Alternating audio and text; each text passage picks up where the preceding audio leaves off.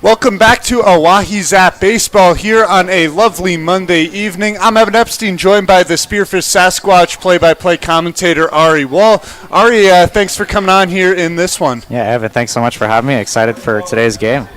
So the Oahe Zap come in on a 9-game losing streak, most recently dropping 2 out in Casper. The Casper Spuds putting up an Independence League record 26 runs on Saturday night, before a much more competitive Sunday afternoon affair in which the Spuds defeated the Zap by a score of 14-9. 6 Oahe Zap players coming in with multi-hit games in that one. The Oahe Zap at 3-17 on the season. The Casper Spuds at 9-9.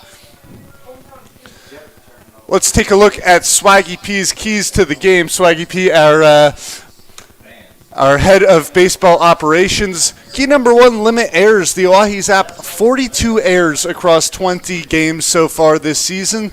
Don't allow more than 6 runs. It's been some shaky pitching out there in Casper. The Casper Spuds, a very dangerous lineup, but 40 runs over 2 games is not going to get the job done on the mounds. Productive at-bats with runners in scoring positions. The Zap have struggled with runners on second and third, particularly with about 1 out. A lot of strikeouts coming in those situations. They're going to need to move the runner over at the very least if they want to be competitive going forwards. Ari, what have you seen so far here from the Sasquatch as we're moving along here quickly this season? Yeah, well, you talk about not giving up more than 6 runs on the Oahe Zap side of things, and that's going to be tough to do with an offense like the Sasquatch have. This is a pretty well-rounded offense today, maybe not their A-tier lineup that we've seen from time to time, but still, I mean, this is an offense that's been putting up consistently 7 or more runs per game. They've got depth right in the middle of the order. They've got power, a couple guys hitting a couple home runs this season. One of those guys at the top of the order, Jordan Bowman, has a homer on the season, so there's definitely power in this order. There's definitely a lot of offense, but it's going to be a key for Jacob Swallow on this Zap side of things to try to limit the damage. Well, you mentioned the Oahe Zap starting pitcher, Jacob Swallow. Swallow through 4 games this year, 18 2/3 innings. I feel like the numbers kind of lie for Swallow. An 8.2 ERA, 25 hits, 19 strikeouts, and 10 walks. But Swallow, he has some heat behind him, and he's one of the better starting pitchers in this Zap rotation, struggling in his past couple times out against the Casper Spuds and the Hastings Sodbusters in his past 2 outings. Swallow looking to rebound here today. Let's take a look at the game time weather report here in Pierce, South Dakota at Hyde Stadium. About 66 degrees, 30 to 40% chance of thunderstorms. That will be something to watch as the clouds are looming here over Hyde Stadium. Wind blowing around 12 miles an hour, going pretty directly out to right field, so could be an advantage for some lefty hitters, although Sasquatch normal starting first baseman Kyle Finn not in the lineup tonight. Ari, is there a chance he comes to pinch hit off the bench? Yeah, we could definitely see Kyle Finn off the bench. We know Justice Scott. I mean, this is a guy, as the head coach of the Sasquatch, he likes to go to the bench late in games. There's a couple guys on the bench not starting today who definitely could be factors, but you look at the lineup, Patrick Rakes is batting third today for the Sasquatch. That's a lefty with a lot of power. Could see him maybe get behind a baseball and drive one out to right field. And you look at the Oahe Zap side of the lineup tonight, one of the best lineups you can put out for the Oahe Zap with the key omission of Leandro Guevara. Guevara hitting over 380 on the season. He has he has 7 extra base hits, was 3 for 4 last night. Guevara not getting the start tonight. It'll be Alec Vincent behind the plate and Mason Lang DHing for the Zap. But other than that, you see Vince Polizzi back at first in for Jacob Trusner. Polizzi with 6 home runs on the season.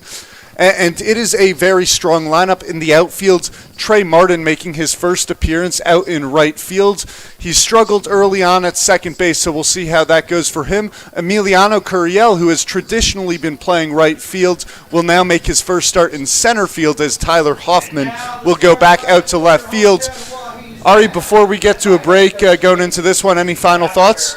I mean, we're looking at two teams that are different starts of the season, record-wise, but obviously the game of baseball, any team can win on every given day. The Zap, obviously, they've been on a tough stretch offensively, really overall, but there's a chance for them to get right on the right foot. These teams are going to see a lot of each other the next few days. Obviously, these 2 games here in Oahe and then 4 more games out in Spearfish. So looking forward to a long 6-game stretch between these two teams. We'll see which one comes out on top today. 6 or 5? I think we It got might be 3 in Spearfish. Might be 3 in Spearfish. So, either way, a lot of these two teams. Yeah, like you said, 5 games in a row coming between these two teams. They'll see each other a lot. You'll go through a full starting rotation on both sides. That will be fun to watch. We'll take a quick break here for the national anthem at Hyde Stadium. When we come back, it'll be first pitch of Oahe Zap baseball on YouTube. Great seats at a great price. Get them safer, simpler, and smarter with Ticket Smarter. A proud partner to the biggest names in live sports and events, including ESPN events and iHeartRadio. TicketSmarter has seats for over 125,000 live events and 48 million tickets for sale. All backed with the TicketSmarter 100% ticket guarantee. Thinking about your next great live event? Think smarter. Think TicketSmarter. Get your tickets your way, guaranteed, at TicketSmarter.com. Great seats at a great price. Get them safer, simpler, and smarter with TicketSmarter. A proud partner to the biggest names in live sports and events, including ESPN events and iHeartRadio. TicketSmarter has seats for over 125,000 live events and 48 million tickets for sale. All backed with the TicketSmarter 100% ticket guarantee. Thinking about your next great live event? Think smarter. Think TicketSmarter. Get your tickets your way, guaranteed, at TicketSmarter.com. Great seats at a great price. Get them safer, simpler, and smarter with TicketSmarter. A proud partner to the biggest names in live sports and events, including ESPN events and iHeartRadio. TicketSmarter has seats for over 125,000 live events and 48 million tickets for sale. All backed with the TicketSmarter 100% ticket guarantee. Thinking about your next great live event? Think smarter. Think TicketSmarter. Get your tickets your way, guaranteed, at TicketSmarter.com. Great seats at a great price. Get them safer, simpler, and smarter with TicketSmarter.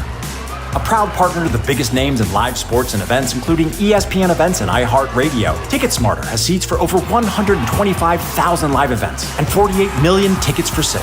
All backed with the TicketSmarter 100% ticket guarantee. Thinking about your next great live event? Think smarter. Think TicketSmarter. Get your tickets your way, guaranteed, at TicketSmarter.com. Great seats at a great price. Get them safer, simpler, and smarter with TicketSmarter.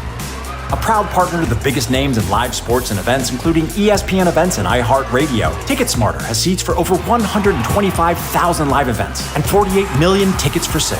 All backed with the TicketSmarter 100% ticket guarantee. Thinking about your next great live event? Think smarter. Think TicketSmarter. Get your tickets your way, guaranteed, at TicketSmarter.com. Great seats at a great price. Get them safer, simpler, and smarter with TicketSmarter. A proud partner to the biggest names in live sports and events, including ESPN events and iHeartRadio. TicketSmarter has seats for over 125,000 live events and 48 million tickets for sale. All backed with the TicketSmarter 100% ticket guarantee. Thinking about your next great live event? Think smarter. Think TicketSmarter. Get your tickets your way, guaranteed, at Tickets.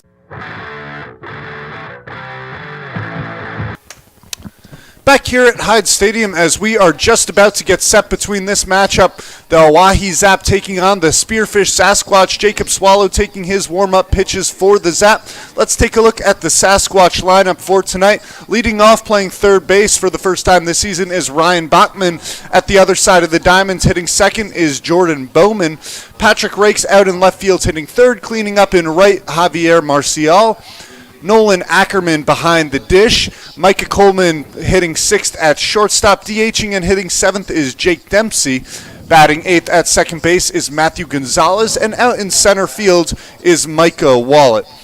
So, Ari, I would say 60% of this lineup. The Oahe Zap have not seen a lot of these guys yet, and that really could affect Swallow on the mound, who has already pitched against the Sasquatch. Right, you mentioned Swallow already making a start against the Sasquatch, and this is a different lineup than we're used to seeing for head coach Justice Scott. A couple guys that have been playing a majority of the games for the Sasquatch out of the lineup. Ben Green, notably, out of the top of the order. You've got guys like Jake Dempsey there getting just his second start of the season. We saw him once as a catcher, today getting a start as a DH, so definitely a little bit of a different lineup. You've got Nolan Ackerman right there in the middle of the order, who just came back to the Sasquatch after playing for them last season, was very good behind the plate for them in 2023, trying to do the same thing and maybe establish some stability behind the plate for the Sasquatch here again this summer.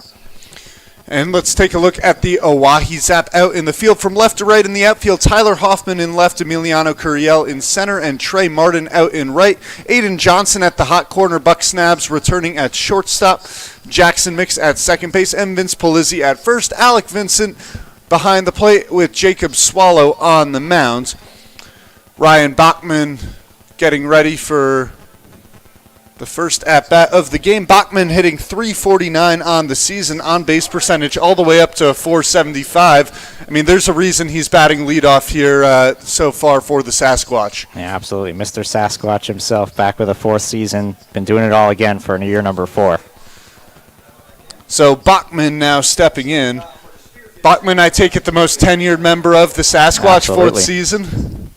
Running out of eligibility here. Yeah, he's mentioned maybe coming back next year, but I think it's unlikely. This is probably year 4, and that's it. So Swallow looks in for the sign.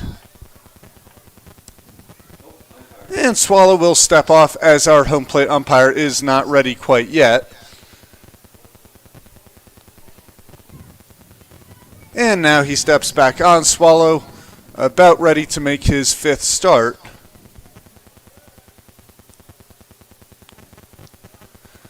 The pitch.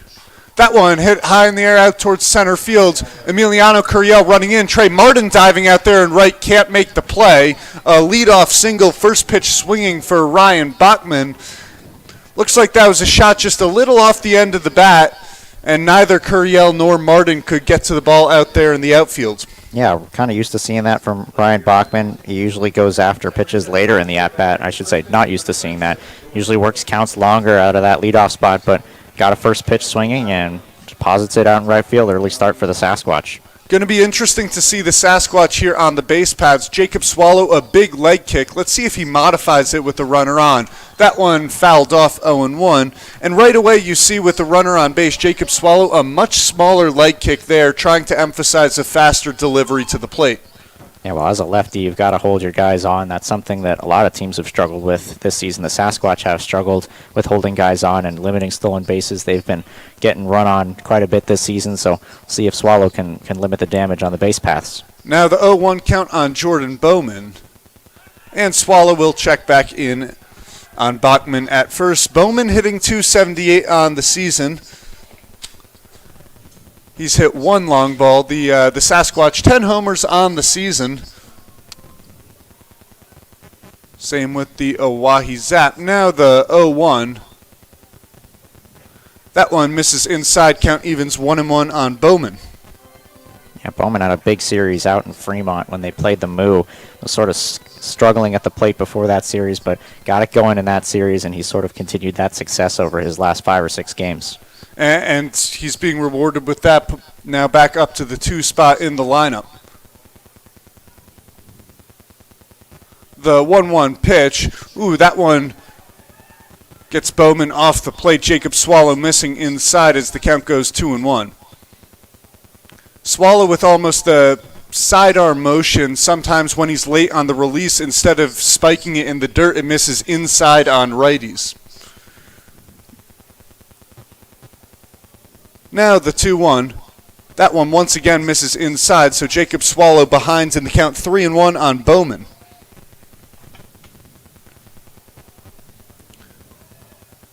Bachman hasn't shown any intentions of stealing yet to this point, just a couple steps off first, Polizzi holding him on.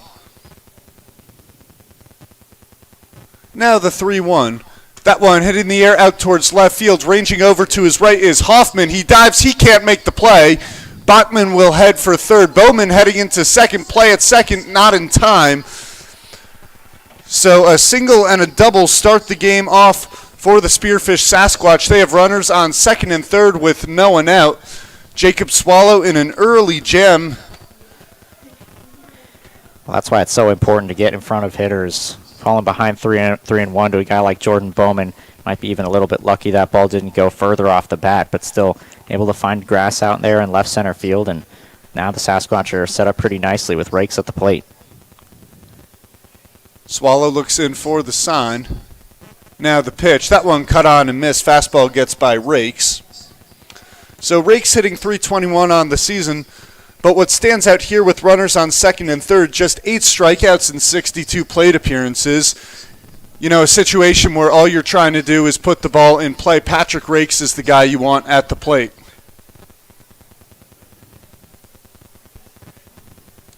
Lefty-lefty battle here. The 0-1. That one misses outside, count evens 1-1.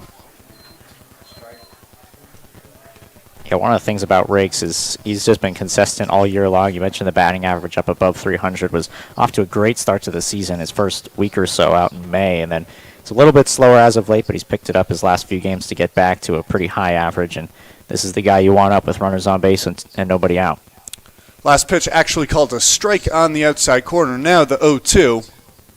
That one just misses off the outside corner. It was an interesting call. You saw Alec Vincent not able to handle it cleanly, looked to be a bit off the outside corner. And when a catcher doesn't handle it cleanly, a lot of times the umpire won't give him the call, but instead he got it on that one. So now a 1-2 on Patrick Rakes.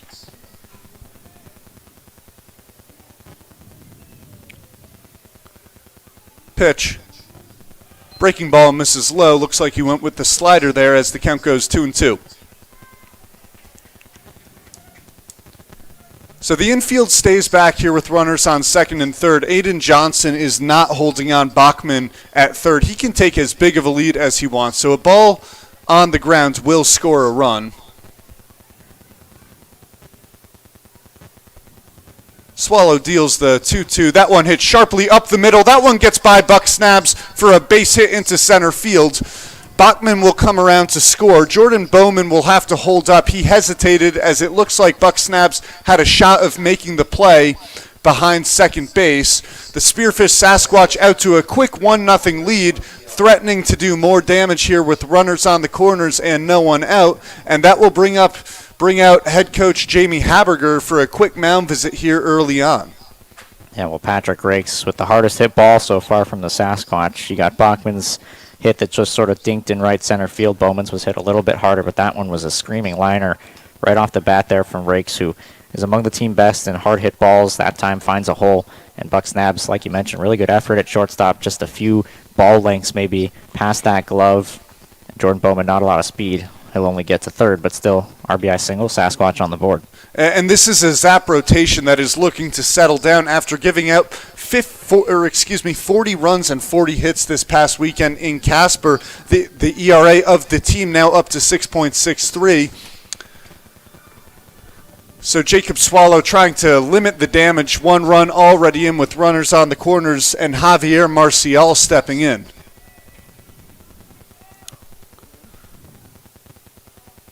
Swallow taking his time, now deals the fastball missing inside 1-0. Swallow already here in the first. It looks like he's missing inside with that fastball pretty frequently. So it'll be interesting to see if he tries to go back to the breaking ball here to find the strike zone. The 1-0, that one fouled off 1-1. Marcial hitting .222 with runners in scoring position this year. Another opportunity for him here. Yeah, Marcial's been a tale of two different players. Started off the season 0 for 19. He's 8 for his last 16, which you knew was going to happen. He wasn't going to stay hitless for long. This guy's got a lot of power at the plate. Really good swing. It's just a matter of time before he found it. Swallow looking at the runner at first now. Pitches 1-1.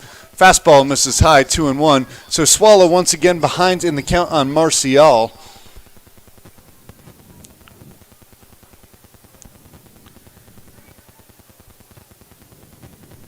Johnson playing a little bit closer to third. Bachman now taking an extended lead off of third. And Swallow checking in on the runner at first. Nice play by Vince Polizzi to prevent the ball from getting by. Wind now picking up here, still blowing out towards right field. Could be something to watch. The 2-1. That pitch misses high, so Jacob Swallow once again behind in the count on Javier Marcial as it is now a 3-1 count. The winds was gusting this past weekend out in Casper, 20 to 30 miles an hour winds blowing straight out to right field. That resulted in a couple of long balls. As that one misses outside, Javier Marcial works a walk as the bases are now loaded with no one out in the top of the first. One run already in for the Sasquatch. Yeah, well, if you're Swallow on the mound, you got to find a way to attack these Sasquatch hitters and work in front of them. Right now, he's working behind every time. That's not a recipe for success. Going to give up a lot of hits, or in this case, lose a batter like Javier Marcial. Got to try to limit the damage here if you're the Zap. Get out of this inning with just 1 or maybe 2 runs allowed. Swallow usually cool and composed. It looks like he's struggling with his release point right now. Pitch to Ackerman. Fastball misses up and away, 1-0. Ackerman, this is just his second start of the season. Back on June 12th, he was 1 for 2, a couple of walks, couple of RBIs, and a couple of runs, so a pretty good first outing for him. Johnson now playing in at third, 1-0 pitch. Fastball once again missing outside, 2-0. Yeah, I touched on a bit in the open with the catching the Sasquatch have had. Brinkley Evans and Chance Green were splitting the time before Ackerman came here. Ackerman last year played in 11 games, batted almost 500 with them in that short stretch, so certainly looking for him to replicate that in 2024. 2-0 coming here to Ackerman. Once again missing up and away. Jacob Swallow can't find the strike zone here. Swallow, usually not a guy that would be intimidated by the situation. It just looks like he's struggling with his motion here early on. Yeah, well, there could be a couple factors, I think, going into that. Certainly you've got runners on base that maybe messes with it a little bit. You touched on his leg kick, so certainly with guys on base, he has to modify his delivery a little bit to try to hold guys on. He's been working with guys on base ever since the first pitch when he gave up the single to Bachman. So right now, 3-0 bases loaded, nowhere to put him. You just got to throw your fastball and get a strike here. He's been going with the short leg kick with runners on, like you said. High leg kick with the bases loaded as the fastball, that one misses high. So Jacob Swallow walks in the second run of the inning. Nolan Ackerman will pick up his third RBI of the season as the Sasquatch are quickly out to a 2-0 lead. And so as you see Swallow back to the high leg kick now with the bases loaded. Last start out in Spearfish, regardless of whether there were runners on base, he was sticking with the low leg kick. So just something interesting to watch to see how comfortable he is on the mound. Fastball, that one finds the outside corner as Jacob Swallow finds the strike zone against Micah Coleman. Coleman hitting a monstrous .440 on the summer, an OPS of over 1,200. Now the 0-1. And that one's in there for strike two. You know, our home plate umpire, it's a delayed strike sign, so you got to wait to call it. Count now 0-2 here on Micah Coleman.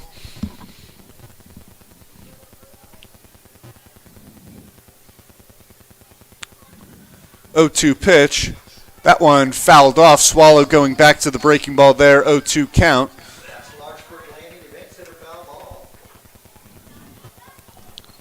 You mentioned the numbers for Coleman. Sort of came to the Sasquatch a little bit late. This is only his 9th game played with the team, but like you mentioned, man, once he's came here, he's been a monstrous shortstop for them so far, playing right in that middle infield shortstop today. Been by far one of their best hitters since he came here. Swallow still looking for his first out, 0-2 pitch. That one swung on and missed. Micah Coleman goes down swinging, so Jacob Swallow seemingly regains the strike zone there in that at-bat against Micah Coleman, as there's now one out with the bases loaded. And that's a big out. We've got a guy coming up here, Jake Dempsey, who this is only his 2nd start. This is an opportunity for him to try to get maybe back-to-back punch-outs or a pop-out, something to keep these runners put. If you're Swallow, that's exactly what you're looking for. Dempsey 0 for 3 in his first start on June 9th. As that one hit out towards right field goes foul. Count now 0-1. Jordan Bowman off of third. Patrick Rakes off third. Javier Marcial off second. Nolan Ackerman off of first.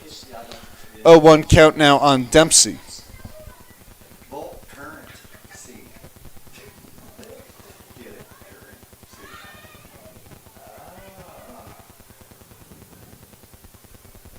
0-1.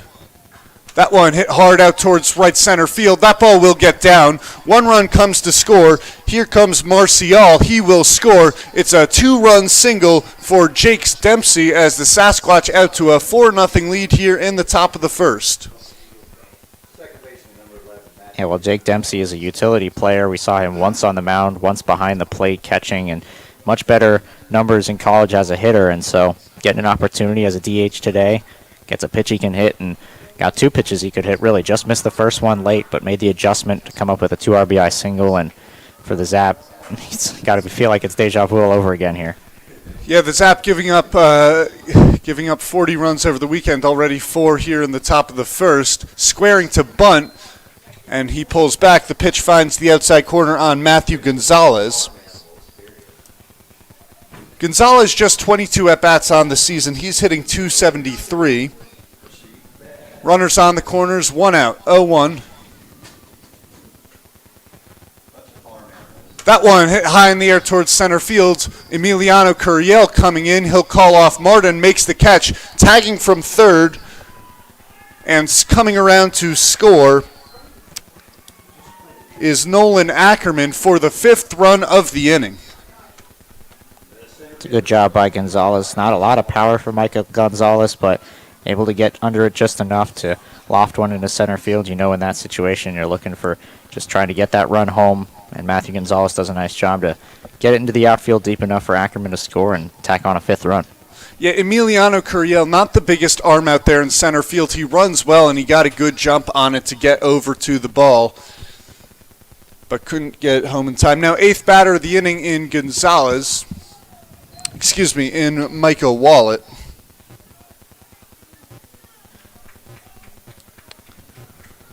Wallet hitting just .211 on the season. Runner on first with 2 outs. Jacob Swallow laboring here in the top of the first. 1-0. As that one's fouled back against the netting, count evens 1-1. And Swallow, really ever since the strikeout of Micah Coleman, he's regained the strike zone. The hit off the bat of Jake Dempsey, and then kind of a soft sac fly out to center field. So Swallow seems to be settling in, but it might be a little bit too late as 5 runs already in here for the Sasquatch. Now the 1-1 on Wallet. That one misses inside, almost caught him on the shoulder. Wallet turning away from that one. Yeah, this is definitely going to be an opportunity after today for Swallow to look back on this outing and try to work on that release point, because that inside pitch is missing into righties a lot, and it's got to be something that he can do to work on that. And heading into his next start, obviously you got to focus on finishing off today first. 2-1. And that one in there for a strike. It's funny how long you have to wait here to call it a strike or a ball because of our home plate umpire. A very slow strike call there, count now 2-2. But it's not just the inside miss. It seems as when he tries to correct, he misses up and away on the fastball. Exactly. You just can't find that middle ground.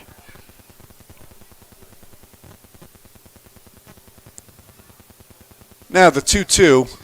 That one cut on and missed. Micah Wallet goes down swinging. 2nd strikeout of the inning for Jacob Swallow. A little bit frustrated coming off the mound. The Oahe Zap give up 5 runs on 3 hits, a couple of walks, and a sac fly.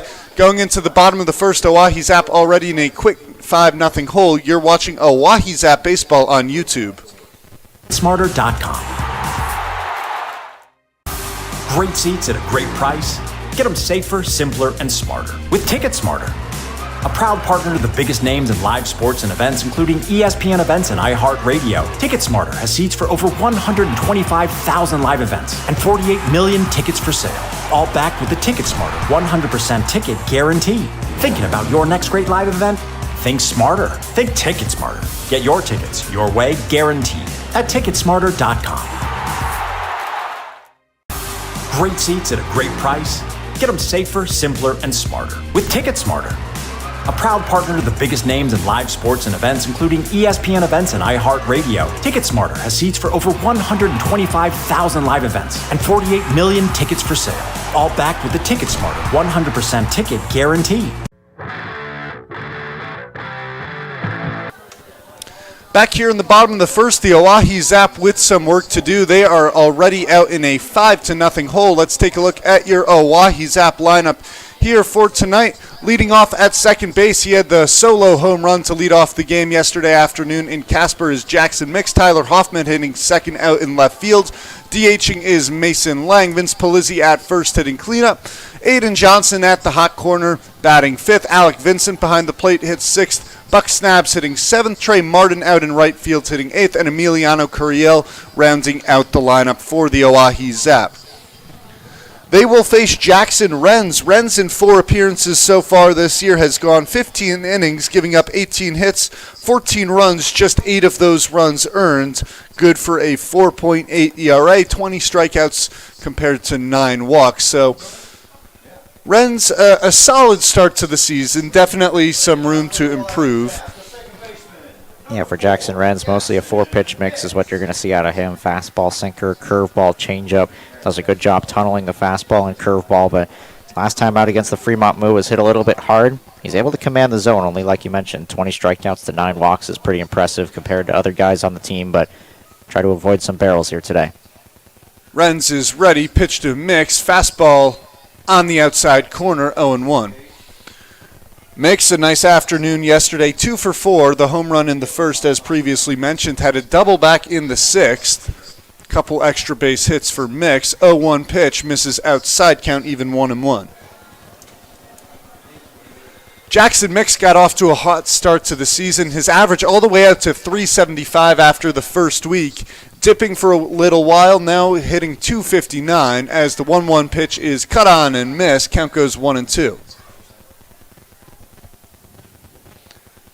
Mix, Hoffman, and Lang, the first 3 hitters for the Zap, all with multi-hit games yesterday.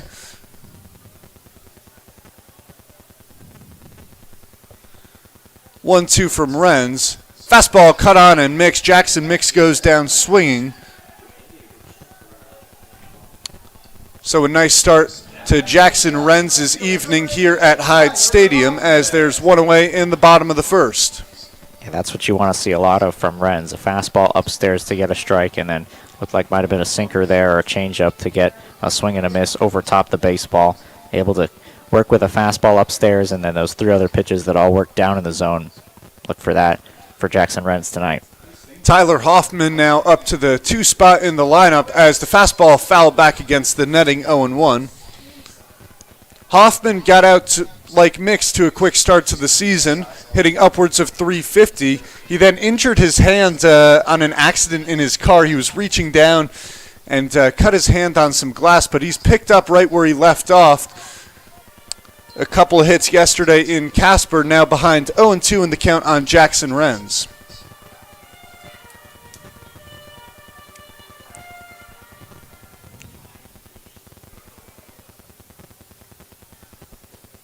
The 0-2 pitch. Fastball cut on and mixed. Tyler Hoffman goes down on 3 pitches as Jackson Renz has now struck out the first 2 Oahe Zap batters. 2 outs now in the bottom of the first inning. Well, you like to see that for Jackson Renz, just attacking these hitters. Want to go after them, and like what we saw in the top of the first inning on the other side of things with Swallow, it's important to get in front of these hitters. Jackson Renz is doing that, and then able to get that put-away pitch.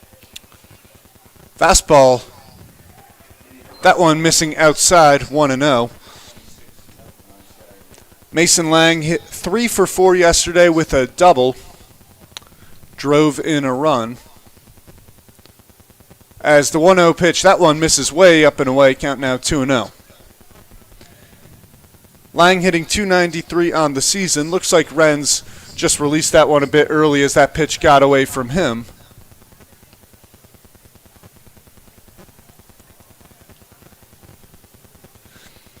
As the Zap still looking for base runners here in the first inning, already trailing here by 5. The 2-0. And that one hit well out towards left field, but right at Patrick Rakes, who takes a couple steps in to make the play. The Oahe Zap go down 1-2-3 in the bottom of the 5th after 1 inning of play. The Sasquatch lead the Zap 5-0. You're watching Oahe Zap Baseball on YouTube. Thinking about your next great live event? Think smarter. Think Ticket Smarter. Get your tickets your way, guaranteed, at Ticketsmarter.com. Great seats at a great price. Get them safer, simpler, and smarter with Ticket Smarter. A proud partner to the biggest names in live sports and events, including ESPN events and iHeartRadio. Ticket Smarter has seats for over 125,000 live events and 48 million tickets for sale. All backed with the Ticket Smarter 100% ticket guarantee. Thinking about your next great live event? Think smarter. Think Ticket Smarter. Get your tickets your way, guaranteed, at Ticketsmarter.com. Great seats at a great price. Get them safer, simpler, and smarter with Ticket Smarter. A proud partner to the biggest names in live sports and events, including ESPN events and iHeartRadio. Ticket Smarter has seats for over 125,000 live events and 48 million tickets for sale. All backed with the Ticket Smarter 100% ticket.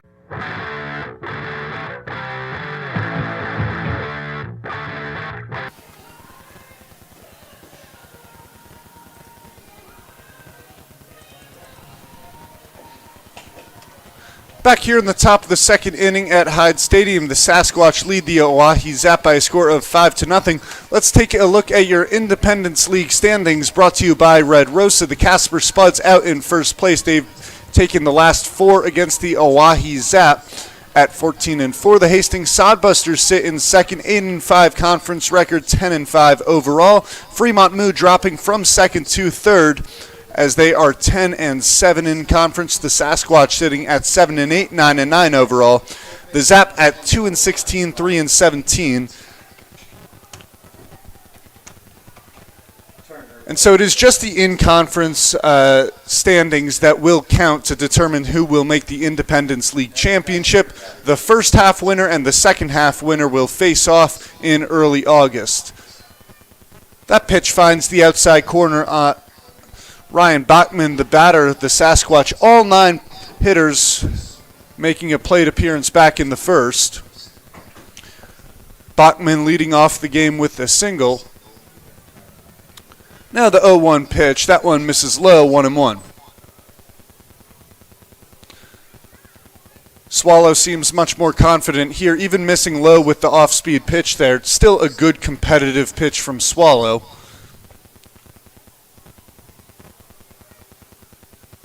1-1. Checking his swing is Bachman. No matter, that one in there for strike 2. As Jacob Swallow out ahead 1-2. Yeah, if you're the Zap, I mean, you've got Jacob Swallow here today. Obviously not the ideal start you want, but we mentioned this is the first of 5 games between these two teams. You need some length out of him to save the bullpen for these next coming games. The 1-2. Breaking ball misses outside, 2-2.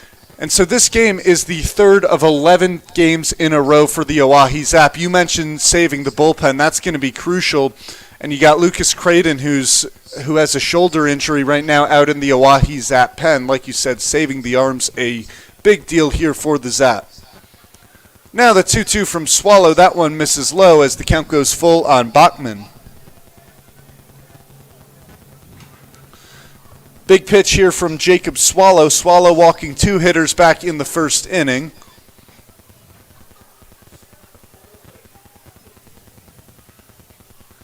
The payoff pitch. Fastball. Not sure where that one missed, but Ryan Bachman will head down to first with a walk to lead off the top of the second inning for the Sasquatch. That's why Ryan Bachman's at the top of the order. Even if he falls behind in a count, he always works long at-bats. By far the team lead in quality at-bats. I think one of the league leaders in quality at-bats, and able to get on base for a second straight time to lead off an inning as well. So the big righty Jordan Bowman now stepping in for the Sasquatch with a runner on first, no one out, as that pitch misses in there for a strike, 0-1.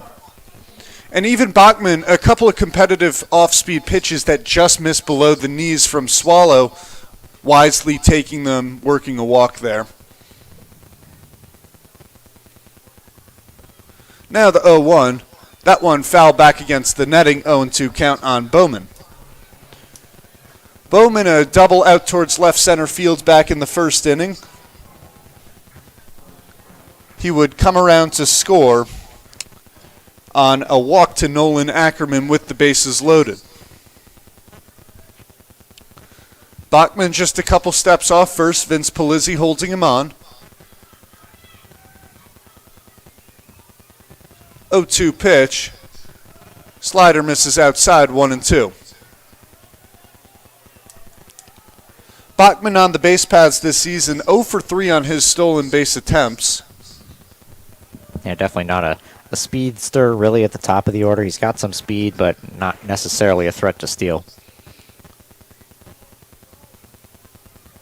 Now the 1-2. That one missing low and inside. Jordan Bowman dancing out of the way. That one as the count evens up 2-2. The Sasquatch, one of the more conservative teams on the base paths. Has just 19 stolen bases this season out of 27 attempts. 2-2 from Swallow, as that one hit high in the air will head for the seats, so the count will stay 2-2. Well, this is an opportunity for Swallow. He picked up 2 strikeouts in the first inning. You get ahead of Bowman here, 0-2. Just hasn't really been able to get a whole lot of chases outside the zone today. When he's missed with balls, the Sasquatch have laid off those pitches. They haven't really been super competitive pitches besides maybe that ball 4 to Ryan Bachman. He's got to try to find a way to miss just off the plate here. Try to get another swing and miss. Let's see what pitch he goes with here on the 2-2. Bowman chases the pitch low and away.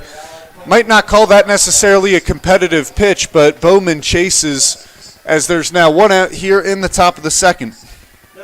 Yeah, definitely wasn't nearly as competitive as it could have been, but Jordan Bowman still down on strikes for the first out. Patrick Rakes now stepping in. One out runner on first. Rakes an RBI single back in the first.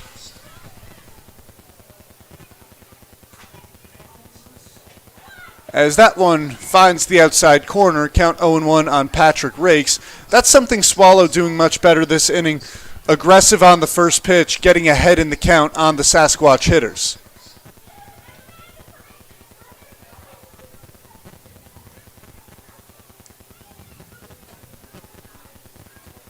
One. That one just misses low. Excuse me, now the count 1-1.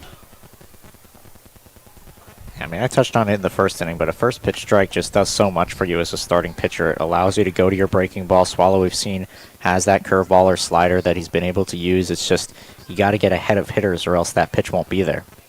1-1 fastball. That one hit on the ground through the right side for a base hit. Ryan Bachman will stop at second. Patrick Rakes turning on that pitch from Jacob Swallow. So Rakes now quickly out to a 2-for-2 day just in the top of the second inning. And that's 2 hard hit balls as well. In the first inning, lined right up the middle that time, turned on one and pulled it in the hole. So Patrick Rakes is seeing the ball well. Good sign for the Sasquatch as he's off to a start, 2-for-2. Sasquatch now a runner in scoring position. Bachman off second, Rakes off first with one man out. Javier Marcial the batter. Marcial working a walk back in the first. As that one is fouled back overhead, Alec Vincent will run out of room. So Swallow once again opening up the count with a first pitch strike on Marcial.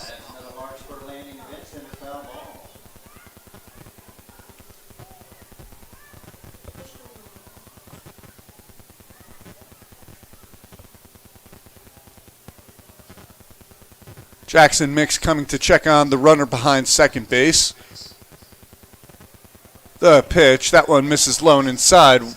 Count even 1-1. And it looks like over at second, Bachman got out to a pretty big lead there as Mix came behind. If Swallow had perhaps checked, would have possibly had a play at second base.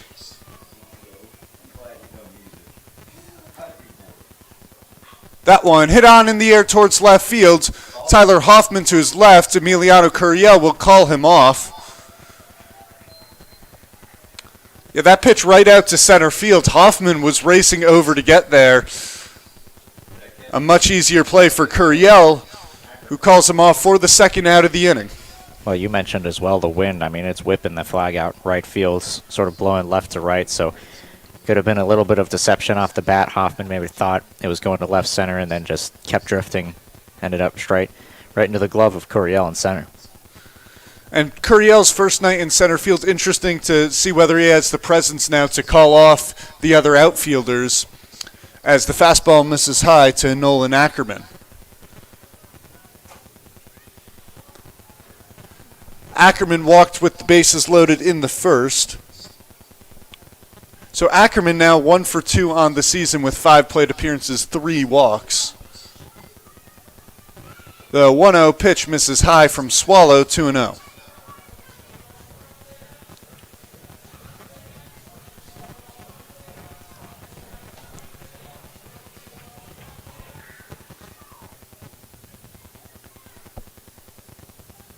Swallow, taking his time on the mound, now has his sign.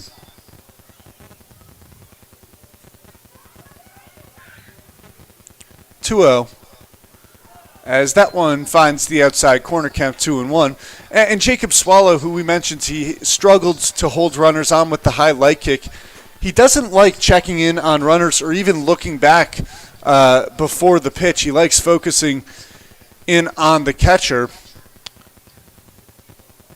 which will sometimes allow the runners to get aggressive on the base paths. Now 2-1 count coming here to Ackerman. As that one hit on the ground through the left side. It'll be a base hit. Stopping at third is Ryan Bachman as the bases are once again loaded for the Spearfish Sasquatch with 2 men out here in the top of the second. Buck Snabs, I mean, it seemed as if he was almost moving towards second base. I'm not sure why. The runner wasn't going on the pitch. And so with Johnson going to third to possibly cover on the force play, there was no one there as that ball headed through the left side. Yeah, big hole on the left side. When you got a righty at the plate, you got to think a little bit of pull side. But again, even with another righty in Micah Coleman, there's a huge hole on the left side of the infield where Snabs is playing almost directly behind Patrick Rakes, who's out at second base. And Snabs is not shading to his right when the pitch is thrown. Fastball finds the outside corner. 0-1 count here on Micah Coleman. Coleman hitting a monstrous .455 with runners in scoring position this season. Another opportunity for him here. 0-1 from Swallow as that one misses off the outside corner, 1-1. Yeah, this is an opportunity for the Sasquatch to sort of blow this game wide open. Obviously 5 runs in the first inning, but still plenty of time left to play in this ball game. An opportunity for the Sasquatch. You don't want to leave the bases loaded here. You got to get at least 1. 1-1. And that one hit high in the air. Jackson Mix drifting out into shallow right field, settles under it to make the play. Jacob Swallow leaves the bases loaded in the top of the second inning.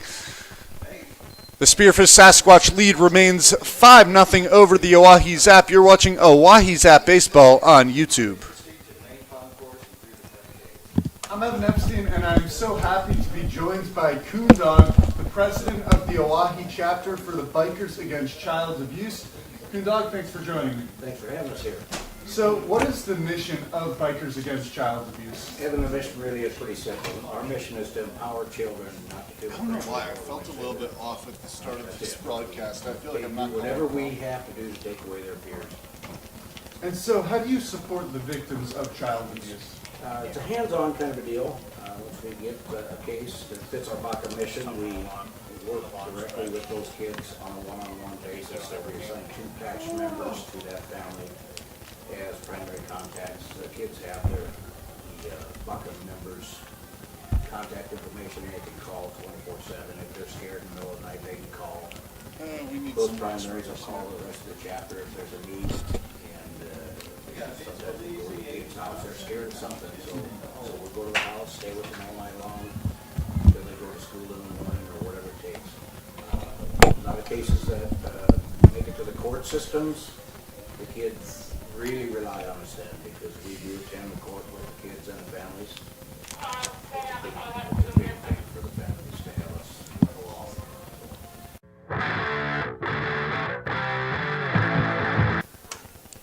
Bottom of the second here at Hyde Stadium, Oahe Zap working to dig out of a 5-0 hole against the Spearfish Sasquatch. It'll be Vince Polizzi to lead it off here in the bottom of the second. Polizzi hitting .320 on the season. Has a team-high 6 home runs, although his last home run coming now 11 days ago against the Nebraska prospect feels like a little bit of a drought here for Polizzi.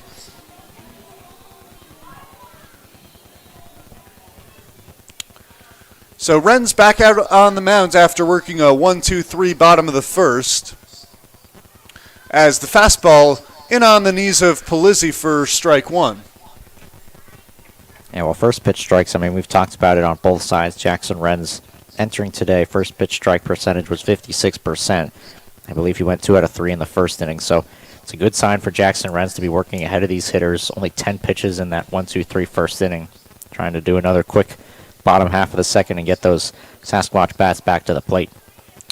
Polizzi got the day off yesterday, was 0 for 2 the game before, as that one in on the hands of Polizzi, flare shot out to shallow right field, a diving play by Gonzalez in right, but he dropped the ball, so Vince Polizzi will reach on a jam shot out to shallow right field. Boy, that would have been a heck of a play by Gonzalez. Yeah, we mentioned Ryan Bachman is over at third base. He's usually the second baseman. Matthew Gonzalez sees a lot of time at shortstop, and that's a long way to go for a second baseman to even get the glove on that baseball. Was a heck of a play. Even to knock it down, came up just inches shy of what would have been a great first out. So Polizzi now first base runner of the game for the Zap to lead off the bottom of the second, as that one big swing and a miss there by Aiden Johnson. Johnson did not make a plate appearance in either of the 2 games in Casper. He was yesterday afternoon's starting pitcher, going 4 innings, giving up 7 runs, 6 of those earned. Wren's deals the 0-1. That one hit over the head of Coleman at short, so a couple of weak base hits off the bats of the Oahe Zap, as there are now runners on first and second with no one out here in the bottom of the second inning. Yeah, well, if you're the Zap, you don't really care how hard it's hit off the bat. You're just looking to get on base in a 5-0 hole. You need to start chipping away early and a couple jam shots, like you say. But Johnson gets the job done, finds some grass out in center field, and now the Zap are threatening here in the home half of the second. Alec Vincent now stepping to the plate. Big opportunity here with runners on first and second. Fastball from Wren's. That one hit sharply out towards right field, goes foul. And so this was something emphasized in the pregame, opportunity with runners on first and second. If you're Vincent here, at the very least you have to have a productive at-bat and move the runners over. That's something the Zap have struggled with this season.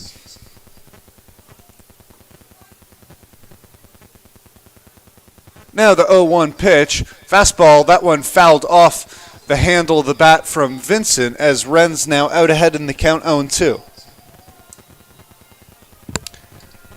Interesting to note from Vincent, an 80% of his balls put in play are hit on the ground.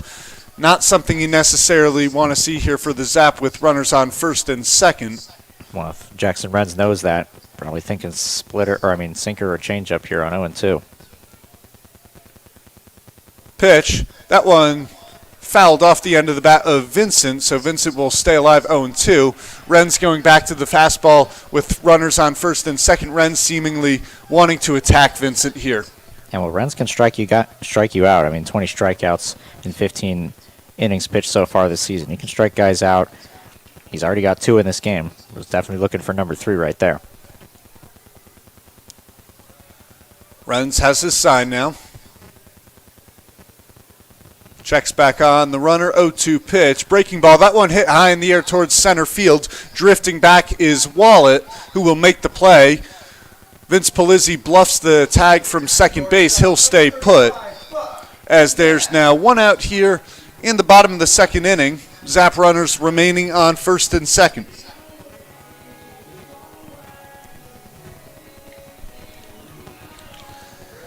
Buck Snabs now with the opportunity for the Zap.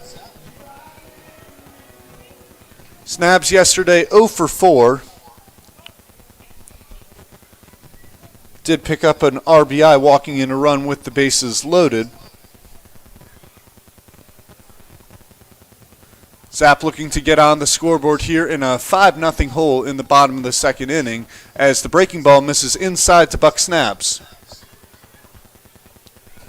Interesting to see Renz attacking Vincent the entirety of the at-bat, going with the fastball, now opens it up with a breaking ball on Snabs. Coleman behind Polizzi at second as the 1-0 pitch misses down and away, count now 2-0.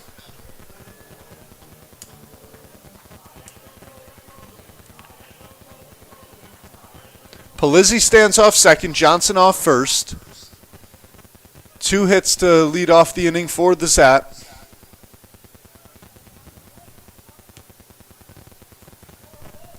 Pitch. The fastball, that one on the outside corner. The count now 2-1.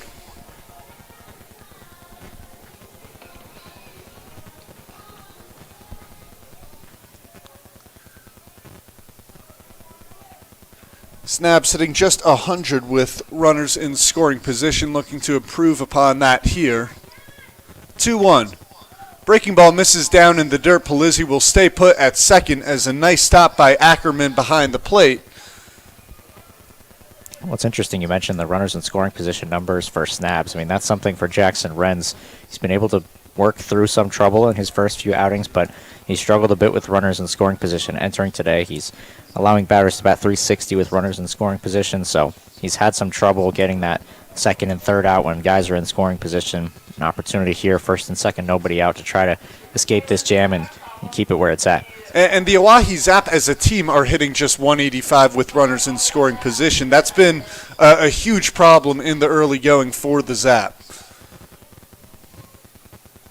Now a 3-1 count on Snabs, runners on first and second, 1 out. Renz checks the runner, now deals as that one is fouled off. The count goes full on Snabs.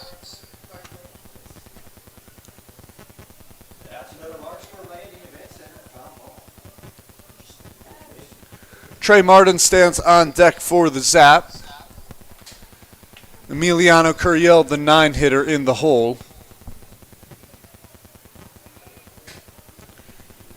Coleman continuing to shade up the middle behind Vince Polizzi. Now he'll retreat. 3-2 pitch. Fastball in there for strike 3. Buck Snabs knew it right away. The third strikeout of the game for Jackson Renz. Now 2 outs here in the bottom of the second as the Zap hope to take advantage of the 2 runners on. Had it with the no outs, now 2 away. Well, that's one of the go-to pitches for Jackson Renz. Usually going to be the fastball or the sinker that time. Goes with the fastball, trusts his fastball, and is able to pump it in there for a strike and get out number 2 on the strikeout looking. Trey Martin still looking for his first hit of the season, 0 for 15 on the year. Fastball from Renz on the inside corner, 0-1 on Martin.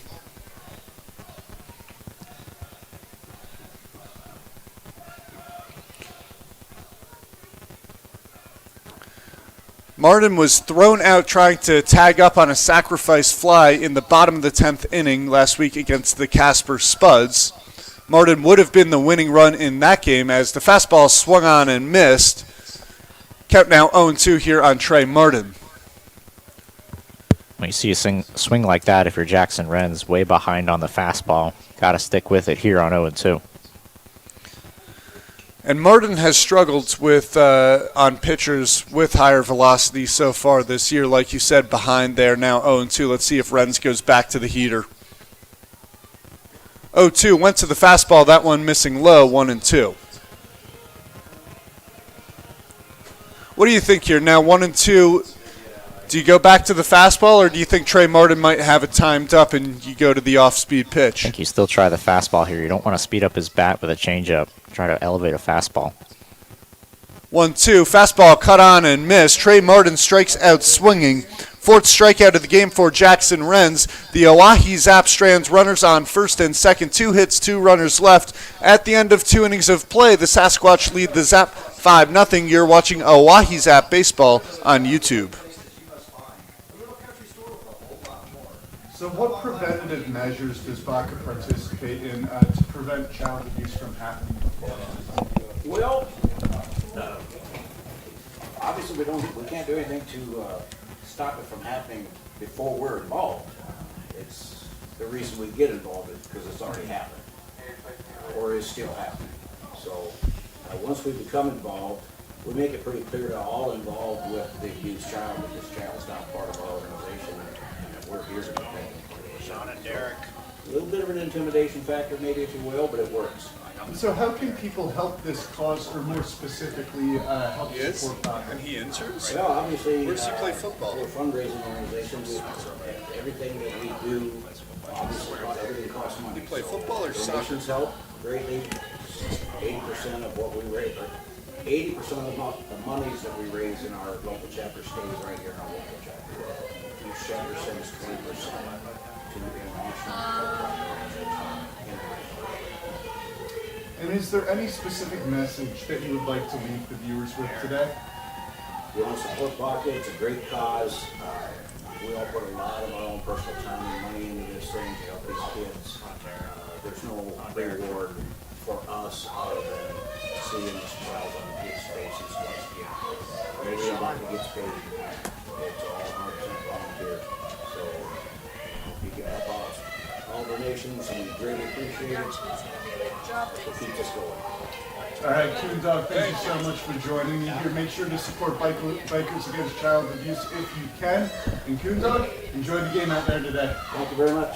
All right, thank you. Thanks for having us. Sweet, that was great. And so how can people...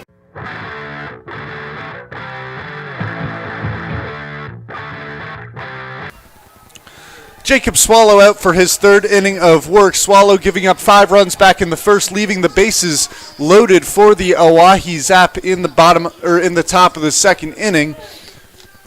Swallow will face the 7, 8, and 9 hitters for the Sasquatch here in the third. In Jake Dempsey, Matthew Gonzalez, and Micah Wallet. Jake Dempsey drove in 2 runs on a base hit back in the first. That would extend their lead to 4-0 before a sac fly off the bat of Matthew Gonzalez made it 5-0, which is where the game currently stands. Swallow deals that one missing inside 1-0. Our sound guy, Gage, gave us a little bit of a weather update. 70 degrees and cloudy, 16-mile-an-hour winds from the southeast. That means it's blown out towards right field, as the American flag over in right center indicates. That pitch misses.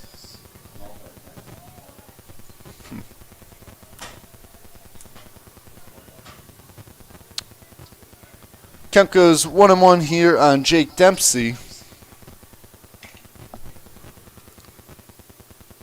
The breaking ball, that one hit well out towards right field, but right at Trey Martin, who doesn't have to move a single step, and makes the play for the first out of the inning.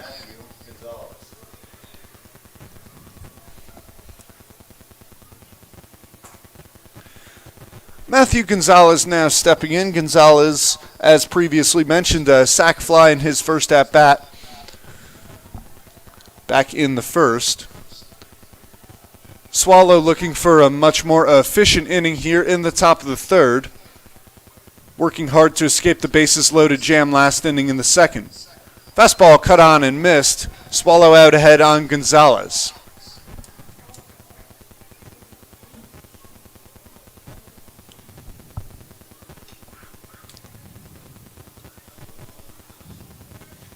Now the 0-1.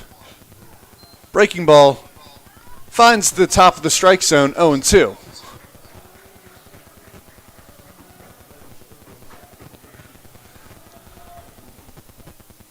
Oh-2 count here, 1 out.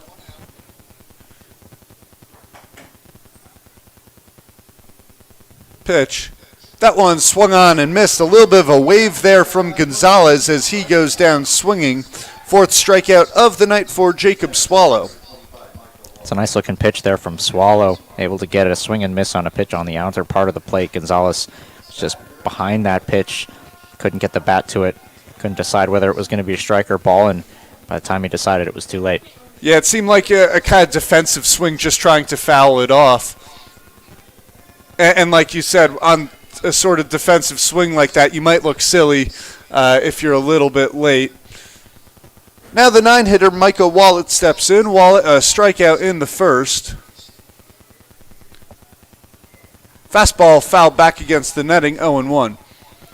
You know, a huge situation for the Zap back in the bottom of the second. You get runners in on first and second, and you mentioned it before the game, you fail to move them over with no one out or with one man out.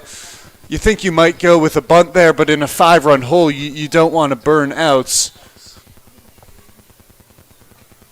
Now the 0-1 from Swallow went with the slider, that one missing away, count even 1-1. Yeah, I mean, to your point, I mean, we're only in the top of the third inning, so there's plenty of time for the Zap to get back in this game, and this is a big half inning for Swallow if he can set down the Sasquatch in order and give the offense a chance. But certainly, anytime you've got runners on from this point forward, if you're Oahe, you've got to cash in with at least one. 1-1 fastball gets by Wallet. As Swallow now out ahead 1-2, looking much sharper here in the third inning.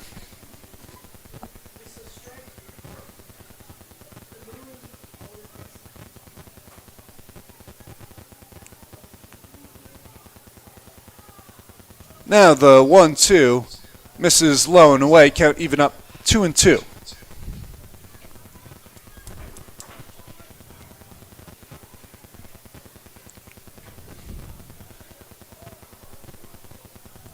Swallow trying to get through a 1-2-3 inning here in the third. As that one fouled off the bat of Wallet. Almost a similar swing there to Gonzalez, just defensive, was probably looking fastball, got the breaking ball there, gets his bat on it to stay alive. Well, the good thing for Swallow is he's making that adjustment. He's hitting the outside part of the plate, which is something he wasn't able to do in the first inning. Everything was missing, too far outside, too far inside. He's getting back to it now. The 2-2 went back to the breaking ball, swung on and missed. Jacob Swallow works a 1-2-3 inning here in the top of the third. The Sasquatch lead remains 5-0 over the Oahe Zap. You're watching Oahe Zap Baseball on YouTube. Get guaranteed. Thinking about your next great live event? Think smarter. Think Ticket Smarter. Get your tickets your way, guaranteed, at Ticketsmarter.com. Great seats at a great price. Get them safer, simpler, and smarter with Ticket Smarter. A proud partner to the biggest names in live sports and events, including ESPN events and iHeartRadio. TicketSmarter has seats for over 125,000 live events and 48 million tickets for sale. All backed with the TicketSmarter 100% ticket guarantee. Thinking about your next great live event? Think smarter. Think TicketSmarter. Get your tickets your way, guaranteed, at Ticketsmarter.com. Great seats at a great price. Get them safer, simpler, and smarter with TicketSmarter. A proud partner to the biggest names in live sports and events, including ESPN events and iHeartRadio. TicketSmarter has seats for over 125,000 live events and 48 million tickets for sale.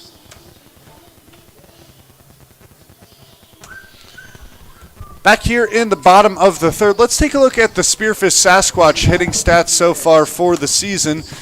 Sasquatch hitting a monstrous 290, getting on base at a clip of 410. Ari, what can you tell us about how the Sasquatch have been at the plate this season? Well, really, from the start of the season, the Sasquatch have had the offense. In that first 4 games against Casper where they got swept, it wasn't the offense that let them down, it was the pitching. In the month of June, in 10 games in the month of June, this offense has put up 83 runs. So that's an average of 8.3 runs per game just in the month of June. They were probably below 7 in those first few games of the season, but the offense has kept getting into a high gear. Got some games in Fremont where we know the park is a little bit smaller, hit some balls out of the yard, but this offense can do it all. Today's lineup, you got it started early in the top of the first inning with 5 runs. They've got depth throughout the order, and if they can turn in good outings like they're getting right now from Jackson Renz, this is a team that in the second half of the season, if the Casper Spuds get that first half victory and clinch themselves a spot in the playoffs, maybe the Sasquatch get the second spot in that second half.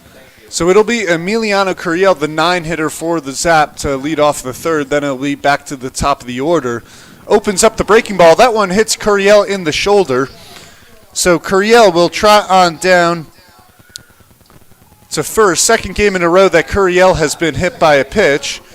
Well, the Zap will take it as the leadoff runner is on now for Jackson Mix, who struck out to lead off the game in the bottom of the first. And that's a pitch there from Renz. Not what you want to do to open up the inning. Let's see how he recovers here as he's now out of the stretch. Curiel has some speed off of first. Renz looking over. 5 for 6 on his stolen base attempts this year, as the fastball finds the outside corner. 0-1 on Mix.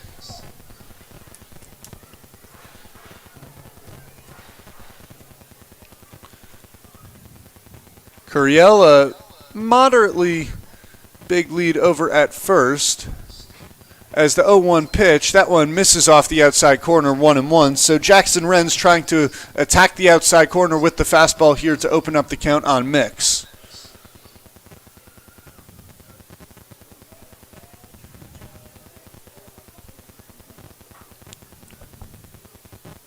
The 1-1. That one hit high in the air. Heading over from third is Bachman, who will run out of room as the ball goes into the Sasquatch dugout. Count now 1-2 on Mix.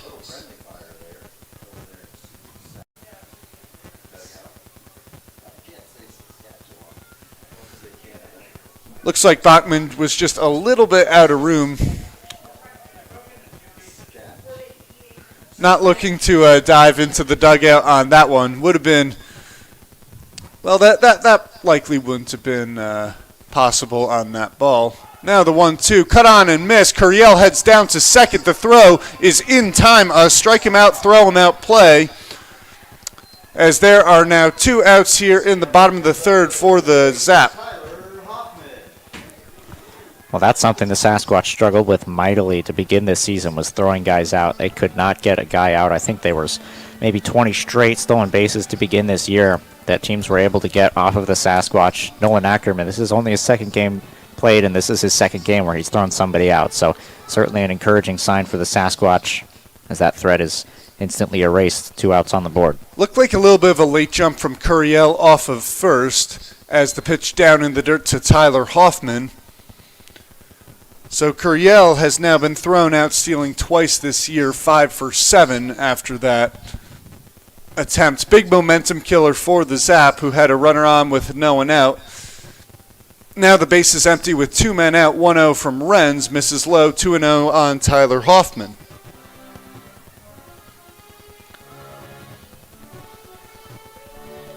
Hoffman, a strikeout back in the first.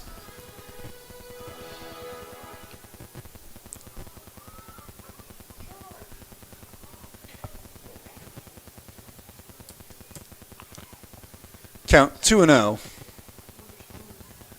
Fastball, that one fouled back overhead as the count goes 2-1.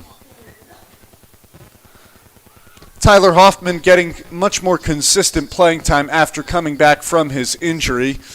Early on in the season, it seemed as if he was in the lineup every other day or even every third day, and he was putting up good numbers over at 375.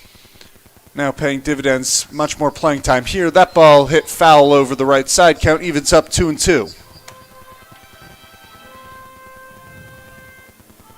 Well, Jackson Renz's fastball usually sits in the high 80s. We're seeing a lot of late swings from the Zap in this game. That's back-to-back swings where Hoffman's late on it, fouling it off to the right side. So Renz is able to use that fastball effectively. Like I mentioned earlier, that's usually his go-to pitch, and it's a good sign if your go-to pitch is working for you through 3 innings. Like you say, he's been locating the fastball well. 2-2 on Hoffman. Went back to the fastball. Hoffman checked his swing, and the first base umpire will say he went around. So Hoffman goes down on strikes to end the bottom of the third inning. So the Oahe Zap, no hits, a hit by pitch, strike him out, throw him out, double play. And that will end it here in the third inning. Sasquatch lead the Zap 5-0. All backed with the Ticket Smarter 100% ticket guarantee. Thinking about your next great live event? Think smarter. Think Ticket Smarter. Get your tickets your way, guaranteed, at Ticketsmarter.com. Great seats at a great price. Get them safer, simpler, and smarter with Ticket Smarter. A proud partner to the biggest names in live sports and events, including ESPN events and iHeartRadio. TicketSmarter has seats for over 125,000 live events and 48 million tickets for sale. All backed with the TicketSmarter 100% ticket guarantee. Thinking about your next great live event? Think smarter. Think TicketSmarter. Get your tickets your way, guaranteed, at Ticketsmarter.com. Great seats at a great price. Get them safer, simpler, and smarter with TicketSmarter. A proud partner to the biggest names in live sports and events, including ESPN events and iHeartRadio. TicketSmarter has seats for over 125,000 live events and 48 million tickets for sale. All backed with the TicketSmarter 100% ticket guarantee. Thinking about your next great live event? Think smarter. Think TicketSmarter. Get your tickets your way, guaranteed, at Ticketsmarter.com. Great seats at a great price. Get them safer, simpler, and smarter with TicketSmarter. A proud partner to the biggest names in live sports and events, including ESPN events and iHeartRadio. TicketSmarter has seats for over 100. Jacob Swallow back on the mound in the top of the fourth, seeming to settle in last inning, working a 1-2-3 third. As leading it off for the Spearfish Sasquatch, it'll be the top of the order in Ryan Bachman. Bachman already 1 for 1 on the day, working a walk in the second inning. As the fastball from Swallow misses high, 1-0. Some action up in the Oahe Zap bullpen. Looks like Angel Escobar out there in right field.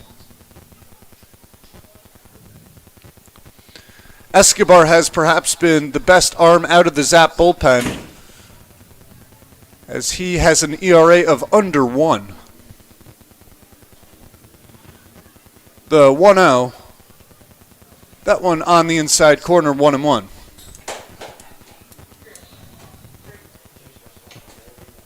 So Bachman, who's reached on both of... Now the 1-1 pitch. Breaking ball misses outside, 2-1. I touched on the Sasquatch offense in the month of June and how good they've been. Ryan Bachman, who's, of course, been Mr. Consistent. This is his 4th year with the team. With that hit in the first inning, he's now batting .400 in the month of June, and he's been playing almost every day. Swallow deals the 2-1. That one fouled back against the netting as the count evens up 2-2.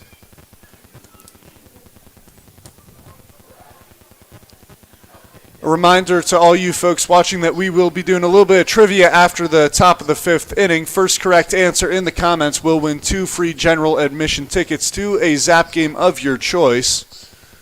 Count now 2-2 here on Bachman. Went back to the slider there, missed high, so the count runs full. Bachman, another good take there, 2-2 count.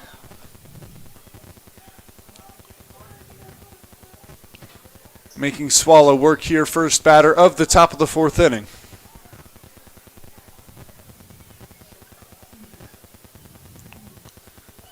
And the pitch, that one misses down and in, so Ryan Bachman works his second walk of the game.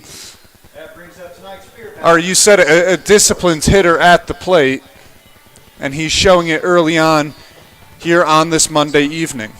Yeah, I mean, Ryan Bachman's got one of the best eyes on the team. I had a chance to talk with him when he joined me up in the booth one time about working at bats long and whether that's something he prides himself on. He said not really, but at the same time, entering today, he had 49 quality at-bats. Next closest on the team is 32. That's why he's in the leadoff spot, and he's doing it so well. Fastball, that one hit on the ground towards third. Johnson fields. He'll go across the diamond to first for the easy out, as Ryan Bachman will advance to second. Strong throw there across the diamond from Johnson. Yeah, Johnson, a quick glance over at second. Ryan Bachman got a pretty good jump as the ball was chopped on towards third.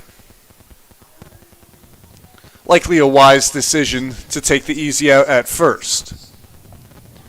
Patrick Rakes will now hit. He's 2 for 2 on the day, an RBI back in the first. as that one hit sharply towards short. Snabs fields, fires to first in time. Bachman advances to third. Now 2 outs here in the top of the fourth. Ryan Bachman has made his way over to third. Javier Marcial with the chance to drive him in with 2 men out. Marcial 0 for 1 flew out to center field back in the second, walked back in the first.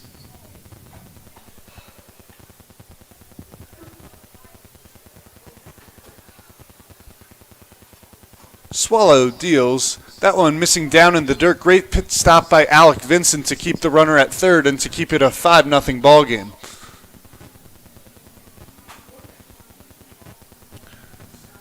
The Zap have, Coach Jamie Haberger, a tough job of who to put behind the plate. Alec Vincent, Leandro Guevara, Mason Lang, and Will Calcaterra, all fantastic defensive catchers for the Zap.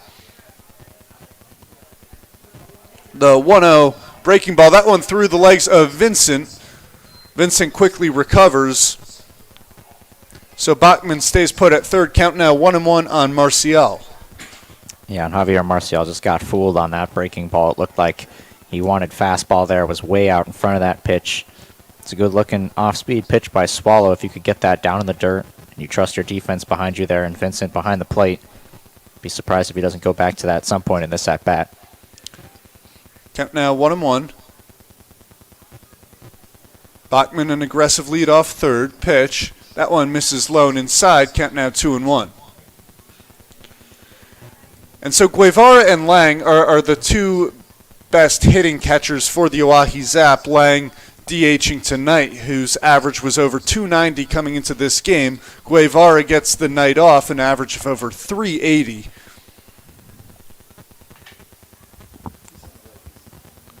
Now the 2-1. That one off the end of the bat towards short. Snabs fields, fires to first, and Snabs can't pick it out. Marcial will head towards second. Ryan Bachman came around to score. It'll be an error going against Buck Snabs, his 4th of the season, as the Sasquatch extend their lead to 6-0. Yeah, that's tough there if you're Swallow on the mound. I mean, you give up a leadoff walk, and then you get 3 ground balls. You're hoping that last ball there off the bat of Marcial gets you out of the inning. Wasn't hit all that hard, so with the speed of Marcial, got to give him credit. Busting it hard down the line, forcing Snabs to come up throwing quickly, and just puts that ball in the dirt. Palizzi can't come up with the scoop at first, and the Sasquatch can tack on another run and take a 6-0 lead. Marcial now off second. Batter is Ackerman as the fastball misses up and away 1-0. Yep, Swallow a little bit frustrated on the mound. Like you said, you can understand why. That should be an inning-ending ground ball out to Snabs at short. Snabs, like you said, looking up, he sees Marcial speeding down the line, perhaps rushing the throw. Marcial dancing off of second now, so Swallow will step off.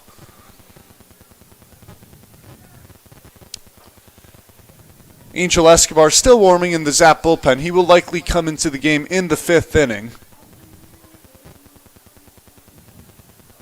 The 1-0 pitch, a wave and a miss by Ackerman, who chased that one outside and in the dirt. So the count now 1-1.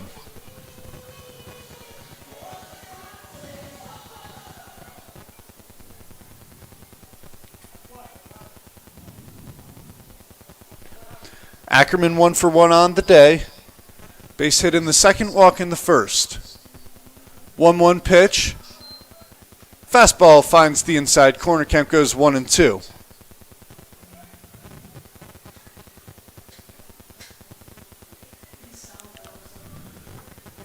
Good fastball there from Swallow in on the hands, or on the inside corner.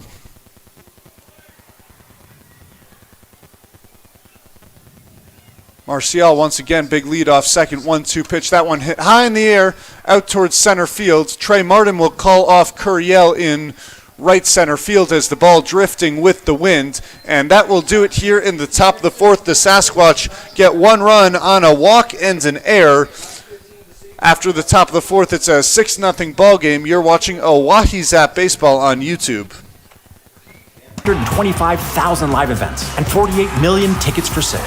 All backed with the Ticket Smarter 100% ticket guarantee. Thinking about your next great live event? Think smarter. Think Ticket Smarter. Get your tickets your way, guaranteed, at Ticketsmarter.com. Great seats at a great price. Get them safer, simpler, and smarter with Ticket Smarter. A proud partner to the biggest names in live sports and events, including ESPN events and iHeartRadio. TicketSmarter has seats for over 125,000 live events and 48 million tickets for sale. All backed with the TicketSmarter 100% ticket guarantee. Thinking about your next great live event? Think smarter. Think TicketSmarter. Get your tickets your way, guaranteed, at Ticketsmarter.com. Great seats at a great price. Get them safer, simpler, and smarter with TicketSmarter. A proud partner to the biggest names in live sports and events, including ESPN events and iHeartRadio. TicketSmarter has seats for over 125,000 live events and 48 million tickets for sale. All backed with the TicketSmarter 100% ticket guarantee.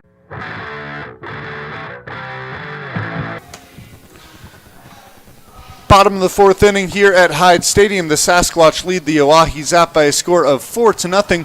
Let's take a look at the Zap hitting for the season. The Zap hitting .220 at the plate, on-base percentage of .331, 10 homers. Aggressive on the base paths, 41 for 47. The average with runners in scoring position has been low at 185. As Mason Lang steps in here for the Zap. With the Zap, you feel like you either get an offensive powerhouse each night or the bats aren't there. It seems to be one or the other. They scored 9 runs yesterday afternoon against the Casper Spuds on 14 hits, as that one misses outside to Mason Lang. The night before, no runs on 3 hits.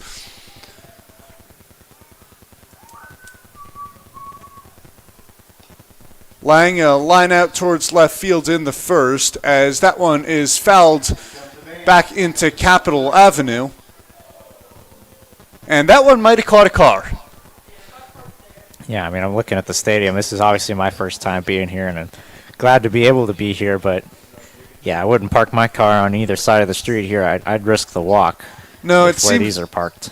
It seems like they're asking for it to be parking so close to the ball field. 1-1 pitch. Fastball gets by Lang, 1-2. I mean, the story of the game right now for Jackson Renz is the fastball. We keep talking about it, but fastball's getting swing and misses. He's been able to paint it on the corners here. It allows him to throw the off speed, but he hasn't really had to because of the fastball. Went back to the fastball there, cut on and missed by Lang, who chased up and away. The 7th strikeout of the game already here with just 1 out in the 4th inning for Jackson Renz. Like you said, went back to the fastball there, continues to be effective. Vince Polizzi digging in. Polizzi, a base hit.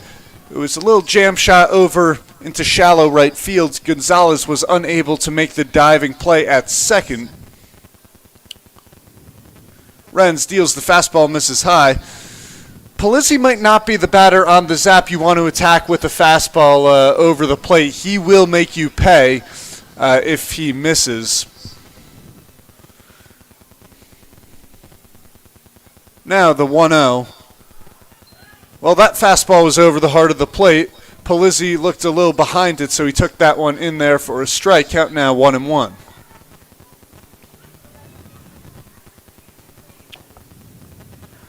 That one cut on and missed.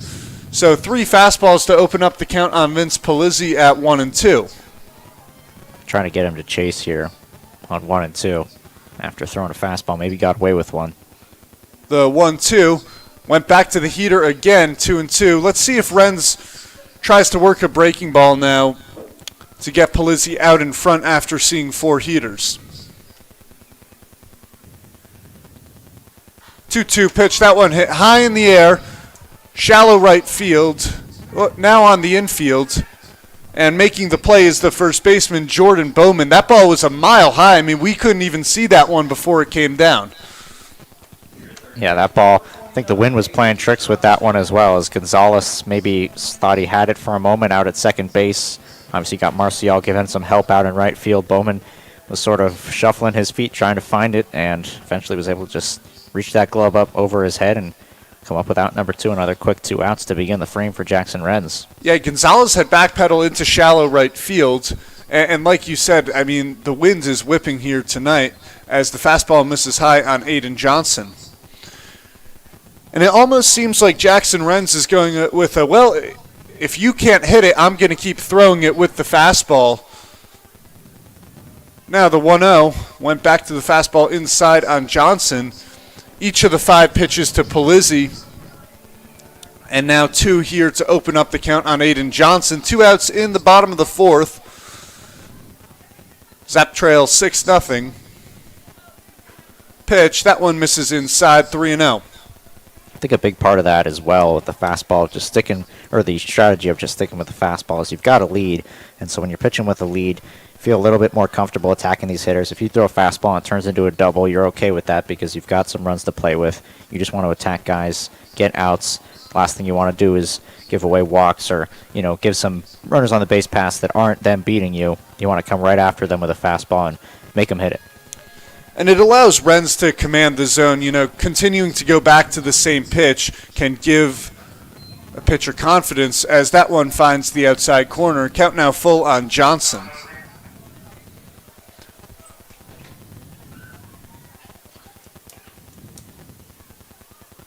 Now the 3-2.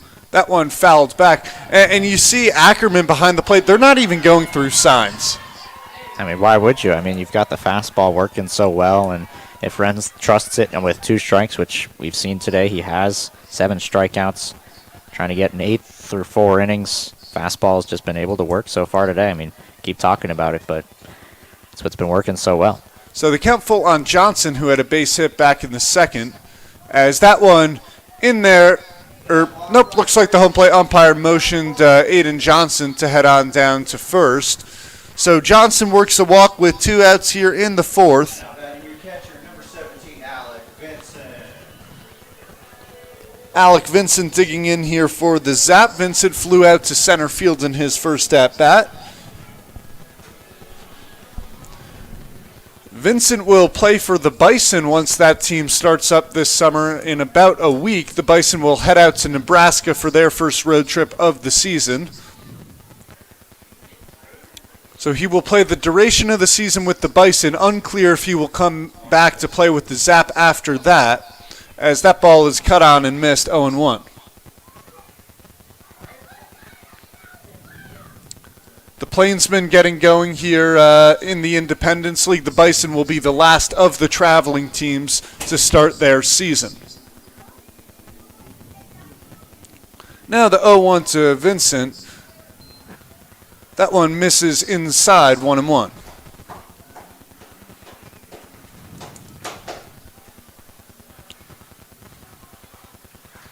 Vincent trying to get going this season, just 2 for 19 at the plate. And the 1-1, that one hit sharply foul, 1-2. The wind really is picking up here at Hyde Stadium.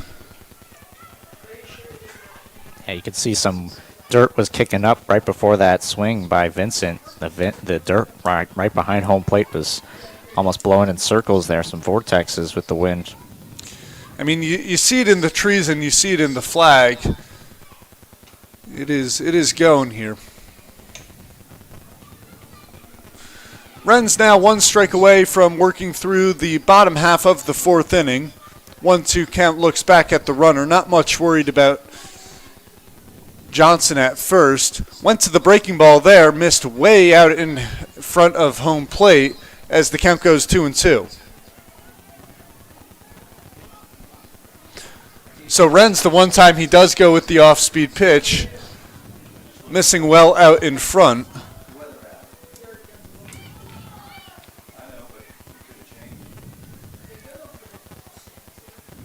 Now the 2-2. That one hit on the ground towards second, fielded on a hop by Gonzalez, fires to first for the 3rd out of the inning. The Oahe Zap strands 1 runner at first in Johnson. After 4 innings of play, the Sasquatch lead by a score of 6-0. You're watching Oahe Zap Baseball on YouTube. Guarantee. Thinking about your next great live event? Think smarter. Think Ticket Smarter. Get your tickets your way, guaranteed, at Ticketsmarter.com. Great seats at a great price. Get them safer, simpler, and smarter with Ticket Smarter. A proud partner to the biggest names in live sports and events, including ESPN events and iHeartRadio. TicketSmarter has seats for over 125,000 live events and 48 million tickets for sale, all backed with the TicketSmarter 100% ticket guarantee. Thinking about your next great live event? Think smarter. Think TicketSmarter. Get your tickets your way, guaranteed, at Ticketsmarter.com. Great seats at a great price. Get them safer, simpler, and smarter with TicketSmarter. A proud partner to the biggest names in live sports and events, including ESPN events and 100% ticket guarantee. Thinking about your next great live event? Think smarter. Think TicketSmarter. Get your tickets your way, guaranteed, at Ticketsmarter.com. Great seats at a great price. Get them safer, simpler, and smarter with TicketSmarter. A proud partner to the biggest names in live sports and events, including ESPN events and iHeartRadio. TicketSmarter has seats for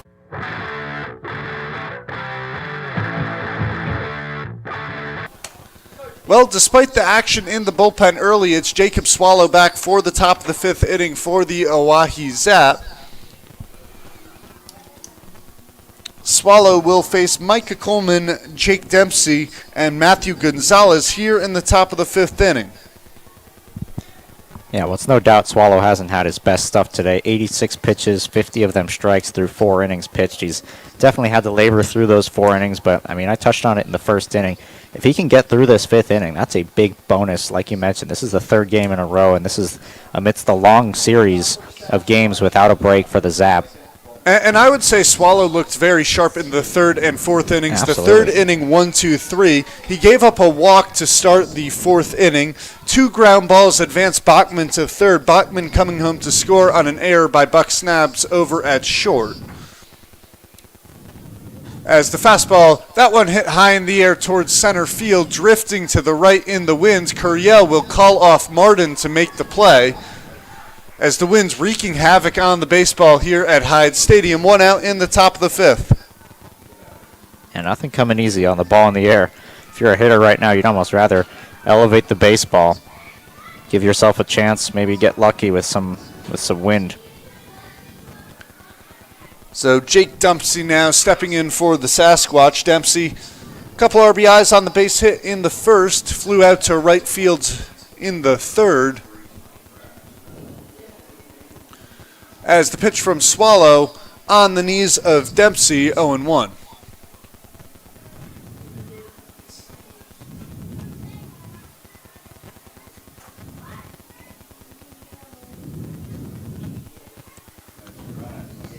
Now the 0-1 pitch, that one in on the hands of Dempsey, will go foul down the first base line. As Swallow quickly out ahead, 0-2 in the count. Yeah, I mean, you wipe off the first inning for Swallow. He's been a different pitcher.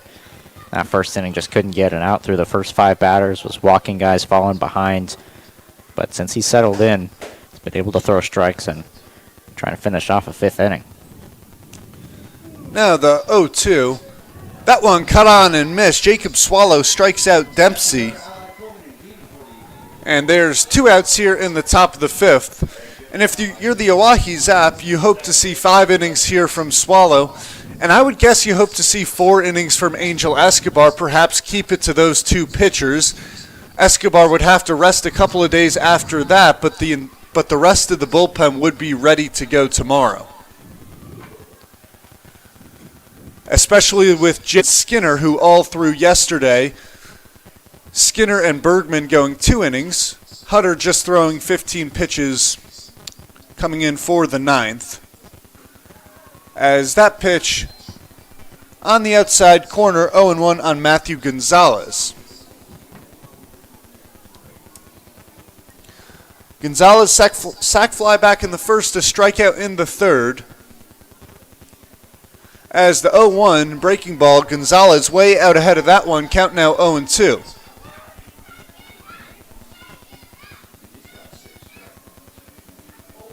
Swallow working efficiently here in the 5th. 0-2. And that one is hit off the end of the bat of Gonzalez, will go foul. So the count stays 0-2. It's back-to-back pitches there. Gonzalez was way out in front of it. Throw something even softer here. Jacob Swallow's got 6 strikeouts in this game. Looking for number 7 and a back-to-back strikeout to end this half inning. Yeah, Gonzalez just throwing his bat out at that one as the 0-2 heater misses high, 1-2.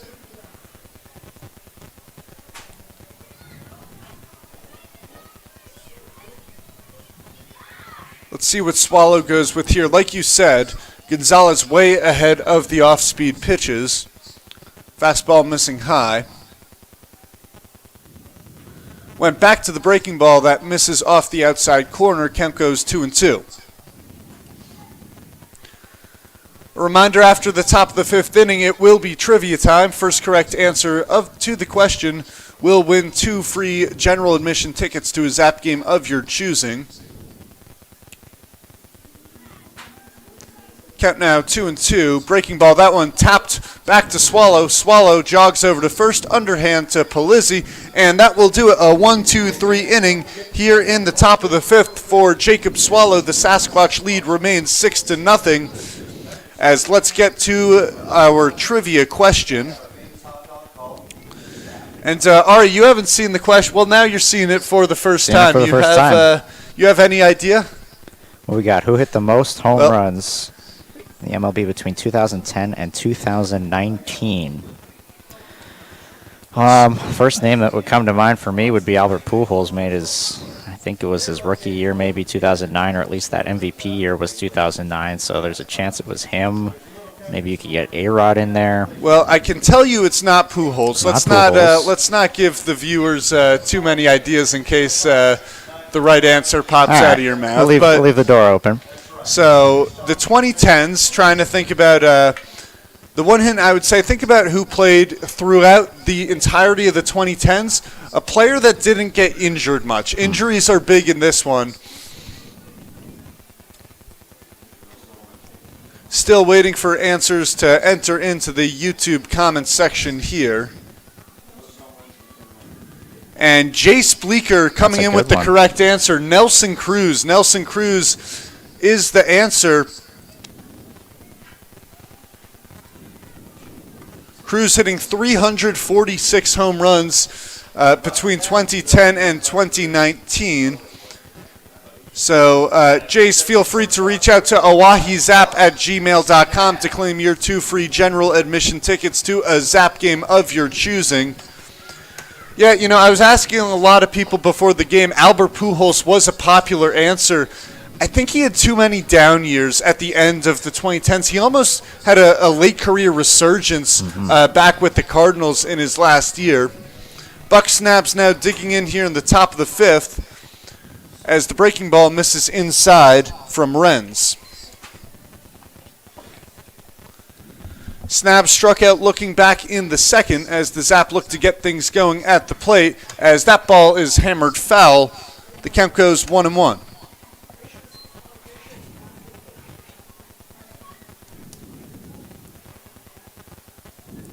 Snabs before yesterday's game was 4 for his last 8 with a couple of walks. He's been putting together good at-bats. That one hit in the air out towards shallow center field. That ball will get down for a base hit. The leadoff man is aboard in the bottom of the 5th inning here for the Oahe Zap. And that will bring up Trey Martin.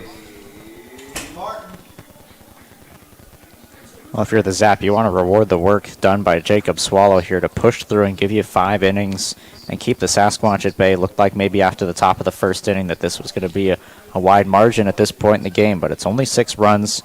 You got to hope the bottom of the order here can turn the lineup over with guys on base and break that 0 on the board for the Zap. Martin's squaring to bunt. That one gets by Martin. It looked like Martin jabbed outwards at that pitch. Normally you want to let the ball come to the bat. It's the count 0-1. Martin a strikeout back in the 2nd, trying to advance the runner from first. We'll see if he's swinging away here 0-1 or if he goes back to the bunt. Well, Martin was swinging away. The fastball missing up and in as the count now 1-1.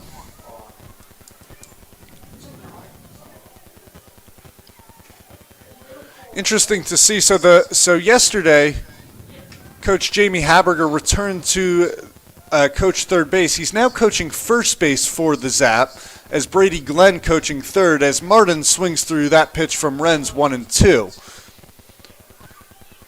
And Ari, just to catch you up there, it was Jamie Haberger has been out at third for most of the season. For 3 straight games, he was back in the dugout with players at third. Yesterday, he went back to coach third. Now he's coaching first, so all over the place. The 1-2 pitch is fouled back overhead. And so if I had to guess, he would want to be closer to the dugout. The reason he coached third yesterday was as the away team, the Zap, in the third base dugout, now the first base dugout. Snabs has some speed off first, 4 stolen bases on the summer. 1-2 pitch is fouled off. Trey Martin stays alive. Well, if you're the Zap here, already you caught stealing once. Emiliano Curiel got thrown out in the 3rd inning on a strike him out, throw him out. But, I mean, you showed the numbers earlier in the game. This is a Zap team that likes to run on the base pass. You've got a couple foul balls in a row here. Maybe you trust Snabs on the base pass. Send him here with 1-2. Now the 1-2 from Renz, fouled off once again from Martin. And just talking about running on the base paths, got to mention the Casper Spuds. The Spuds were 65 for 65 on their stolen base attempts going into yesterday's game. Mason Lang throwing out the first runner of the year for the Casper Spuds from behind the plate for the Zap yesterday. But that is a team that runs frequently and efficiently.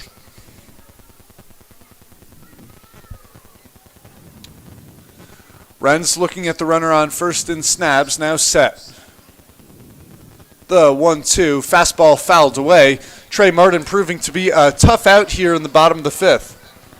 Well, looking at Snabs off of first, that's twice in this at-bat that he's sort of had a jump on Renz. He's able to take a secondary lead, almost a split second before Renz comes to the plate. It looks like at least even if he's not trying to steal, he's starting to time up Renz on the mound. 1-2, breaking ball gets Martin to go down swinging. Martin's 2nd strikeout of the game. The 8th strikeout of the game for Jackson Renz, as there's now 1 out here in the bottom of the 5th. And a lot of times you might get more aggressive on the base paths with 1 or 2 outs, as the Zap possibly looking to move over the runner here.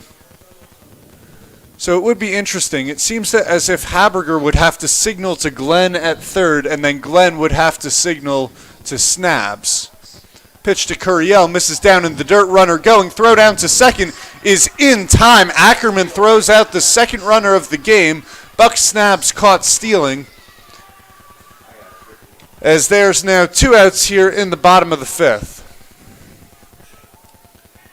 Well, that's Nolan Ackerman. Sasquatch fans have got to be happy to see that. Like I mentioned the first time he threw a guy out, Sasquatch were having trouble throwing guys out to begin this year, but Nolan Ackerman back for year number 2 with the team and showing why he's such a valuable piece behind the plate, whether he can do it with the bat or with the glove. Able to catch a 2nd guy on the base pass today. And that's a real momentum killer for the Zap. They stranded 2 runners in the 2nd. The base runner in the 3rd in Emiliano Curiel was thrown out trying to steal. Now Snabs thrown out at 2nd as the 1-1 pitch is cut on and missed from Curiel. Big swing there as the count now 1-2. So far this season, Sasquatch pitchers, the most they've ever struck out in a game is 8. Ren's looking for 9. 1-2 is fouled away. Count remains 1-2.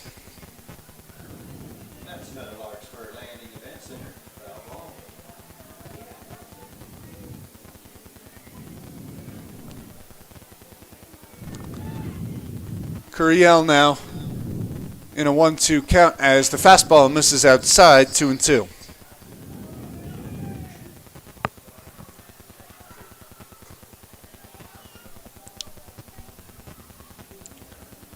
Renz has now thrown just 74 pitches.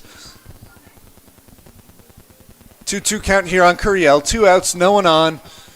Sasquatch leading 6-0 as the fastball misses down and away, 3-2.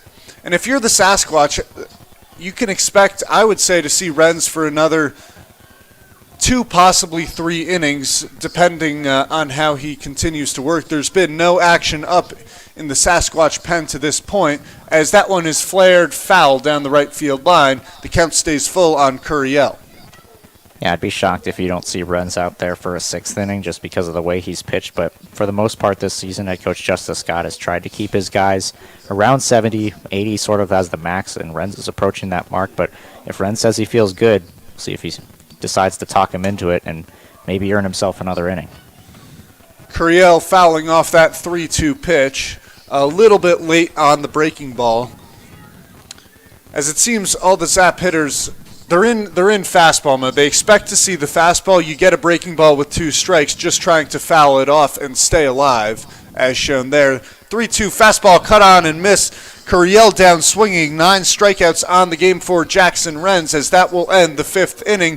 The Sasquatch lead the Oahe Zap by a score of 6-0. You're watching Oahe Zap Baseball on YouTube. Over 125,000 live events and 48 million tickets for sale. All backed with the Ticket Smarter 100% ticket guarantee. Thinking about your next great live event?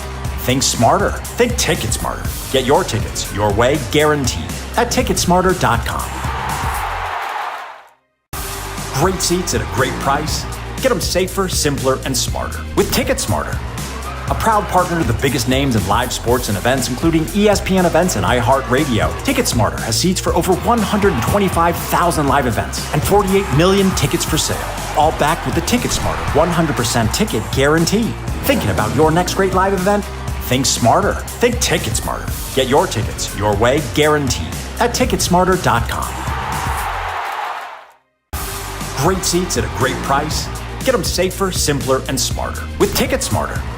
A proud partner to the biggest names in live sports and events, including ESPN events and iHeartRadio. TicketSmarter has seats for over 125,000 live events and 48 million tickets for sale. All backed with the TicketSmarter 100% ticket guarantee. Thinking about your next great live event? Think smarter. Think TicketSmarter. Get your tickets your way, guaranteed, at Ticketsmarter.com. Great. So despite having thrown 96 pitches, Jacob Swallow will return to the mound for the top of the 6th inning. Ari, I was very surprised to see Swallow run back out there. I don't know about you. Yeah, no, I am too. I mean, he's got 96 pitches, and it hasn't been easy for him to this point. And you think about, sometimes you talk about pitches and high-leverage pitches versus low-leverage pitches. You could have 90 pitches, but not have it be super stressful on yourself. But, I mean, the first inning was pretty stressful, having to get through that first inning, facing 9 batters, giving up 5 runs. Obviously, the last 4 innings have been much better. But still, I mean, I'm shocked to see him out there on the mound. Perhaps this is his last batter. Faced the order 3 times with Micah Wallett, the 9-hole hitter. And maybe he's done before he faces Bachman for a 4th time. And the pitch from Swallow, that one hit on in the air out towards right field. Trey Martin turning back. He dives. He makes the play. What an incredible play by Trey Martin out in right field, seemingly losing the ball.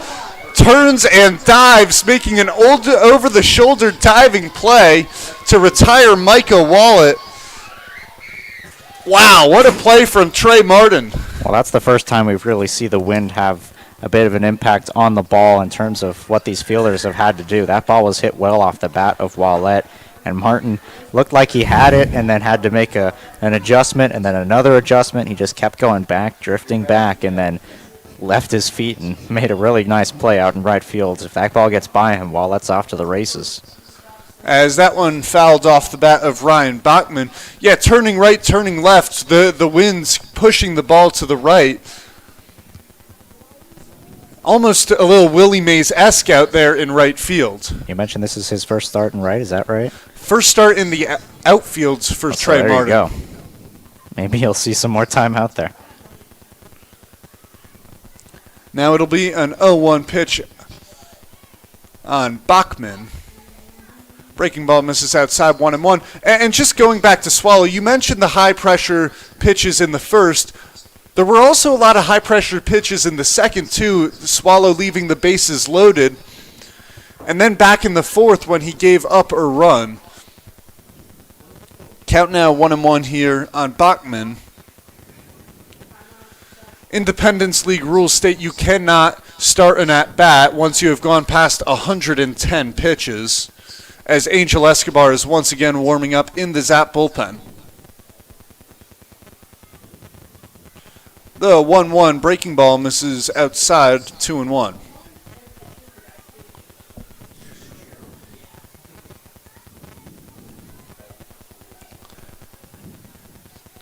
Yeah, like you said, that really changes the dynamic of this inning, too. The play by Martin out in right field. As the 2-1, that one hit high in the air, will go foul down the right side. As that's got to be at least 3 bases for Wallet. And I mean, depending on how Martin recovers out there in right field, Curiel can't get to that baseball from center. You're looking at what could have been an inside the park home run. Yeah, very easily could have been, because Curiel had a long way to go and wasn't really behind Martin there. That could have changed the dynamic of this inning, probably would have knocked Swallow out of the game. So the 2-2 pitch, that one on the inside corner for strike 3. Bachman will head down to first. Vincent firing, and a nice play by Vince Polizzi to catch that one in the dirt at first for the second out of the inning. Yeah, Bachman definitely thought that was ball 3 inside, even though it was dropped behind the plate by Vincent. No fooling the umpire there. He thought it was strike 3. Rings up Bachman for second out of the inning. So Jacob Swallow will now face his third batter here in the 6th inning. Jordan Bowman is 1 for 3 on the day, double back in the first, a strikeout and a ground out to third. As that one is fouled back 0-1. And so a similar situation played out earlier this season when Ben Ersfeld threw 111 pitches through 6 innings. He was only pulled because he had to be pulled by Independence League rules. That game against the Nebraska Prospects back on June 8th. And so you see Coach Jamie Haberger, he's willing to let guys go pretty much to the max.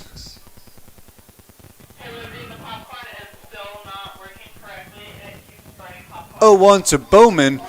Bowman out ahead of the breaking ball. Swallow quickly ahead, 0-2. I go back to that same pitch here, down and away, try to push it even further away from the bat of Bowman. If he gets a pitch on the inner part of the plate, he can pull it, but there's a bit of a hole there on that outer part of the plate. Big hole on the left side. Snabs playing towards second base. That one hit right at Snabs. A leaping play by Buck Snabs. 2 highlight reel plays help Jacob Swallow get through a 1-2-3 6th inning. An over-the-shoulder diving catch in right by Trey Martin, and a leaping catch by Buck Snabs at short. 1-2-3 inning for Swallow. The Sasquatch lead the Zap 6-0 after the top of the 6th. Seats at a great price. Get them safer, simpler, and smarter with Ticket Smarter. A proud partner to the biggest names in live sports and events, including ESPN events and iHeartRadio. Ticket Smarter has seats for over 125,000 live events and 48 million tickets for sale. All backed with the Ticket Smarter 100% ticket guarantee. Thinking about your next great live event? Think smarter. Think Ticket Smarter. Get your tickets your way, guaranteed, at Ticketsmarter.com. Great seats at a great price. Get them safer, simpler, and smarter with Ticket Smarter. A proud partner to the biggest names in live sports and events, including ESPN events and iHeartRadio. Ticket Smarter has seats for over 125,000 live events and 48 million tickets for sale. All backed with the Ticket Smarter 100% ticket guarantee. Thinking about your next great live event? Think smarter. Think Ticket Smarter. Get your tickets your way, guaranteed, at Ticketsmarter.com. Great seats at a great price. Get them safer, simpler, and smarter with Ticket Smarter. A proud partner to the biggest names in live sports and events, including ESPN events and iHeartRadio. Ticket Smarter has seats for over 125,000 live events and 48 million tickets for sale. All backed with the Ticket Smarter 100% ticket guarantee. Thinking about your next great live event? Think smarter. Think Ticket Smarter. Get your tickets your way, guaranteed, at Ticketsmarter.com.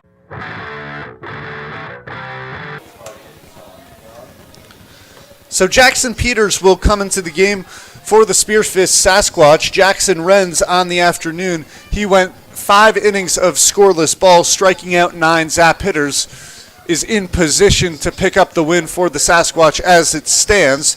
This is just Peters' second appearance of the season. His first game on June 12th against the Hastings Sodbusters, he threw 1 inning, giving up 1 hit, a walk, 2 strikeouts, and no runs. So Peters will get some more work here against the Zap on the mounds with a 6-0 lead. Yeah, to finish the note on Jackson Renz, by far his best outing of the year.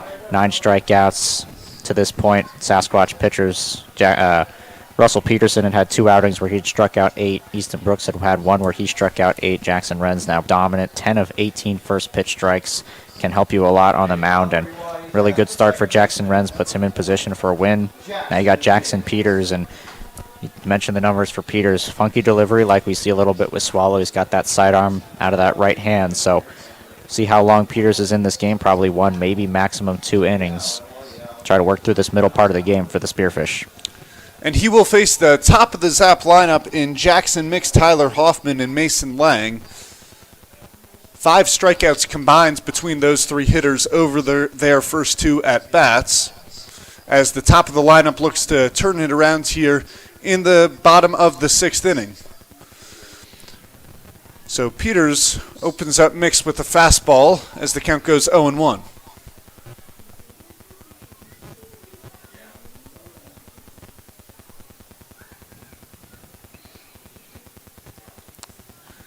Now the 0-1 pitch. Went back to the fastball, that time missing off the outside corner, 1-1. And Peters, similar to Renz, I would say upper 80s fastball.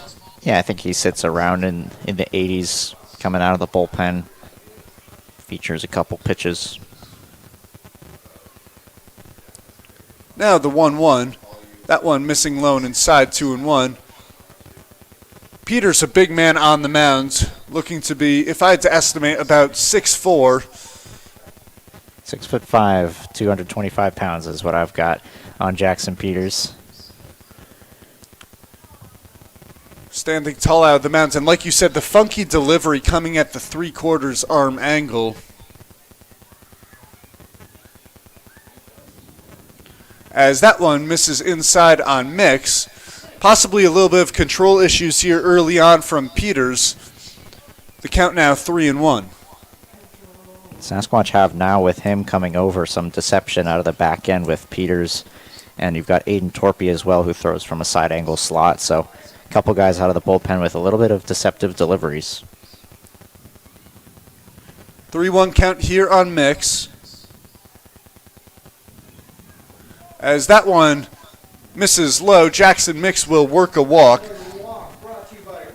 And that's the one thing, if you're the Sasquatch in a 6-0 lead, walking batters, I feel like, is the one way you don't want to allow the Zap to get back in the game.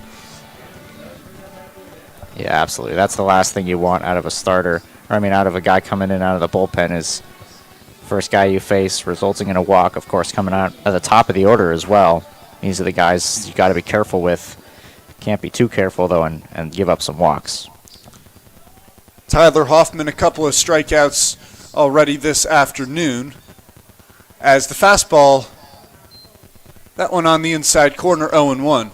Yeah, still struggling with the home plate umpire. It's such a late strike call that you're waiting any pitch on the corners to make the call. Mix leads off first, no outs, 0-1 count on Hoffman. As that one misses low and away, count even now 1-1. Interesting to take a look at some of the advanced stats on Hoffman. 13% of his balls in play line drives, 39% fly balls, and 38% hit on the ground. The 1-1 pitch misses inside, 2-1. And this is a spot as a hitter now with the runner on first. You're almost looking to take, as you've seen Peters having some control issues on the mound. Yeah, you got to be looking for one spot here. If he gives you a fastball right where you want it, anything else you're probably taking. 2-1. And the fastball misses high. Count now 3-1 on Tyler Hoffman. So still in the same situation. Hoffman's got to pick his pitch, pick his spot.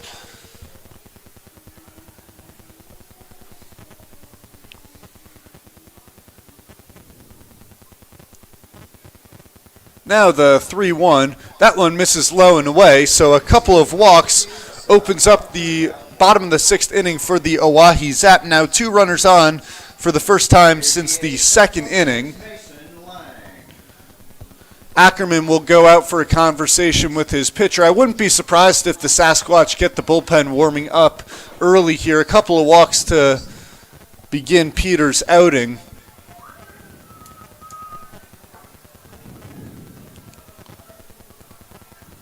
That will bring up Mason Lang.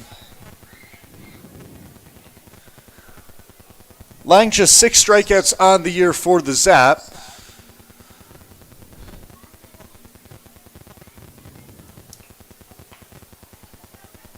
The pitch.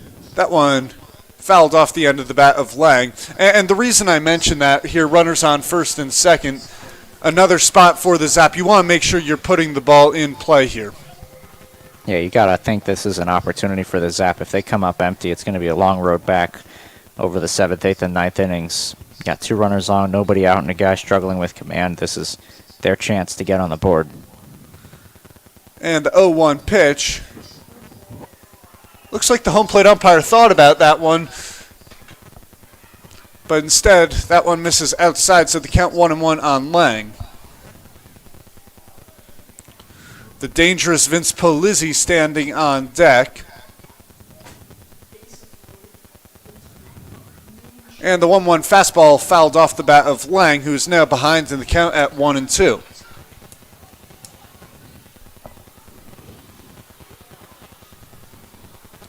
And the first pitch of the at-bat's kind of a similar thing. Lang just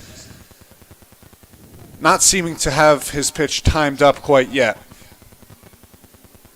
Mix off of second, Hoffman off of first, no one out, 1-2 count. Peters deals as Lang fouls that one away, count stays 1-2. Well, I mean, we talked to these guys for summer ball, and he said Jackson Peters, he could barely even pick up the ball out of his hands, let alone, obviously, how tough it'd be for a hitter. Even he was struggling, and he's catching him right now, so it's definitely tough to pick up the ball out of the hands of Peters. Now the 1-2 pitch misses low, and the count even on Mason Lang at 2-2.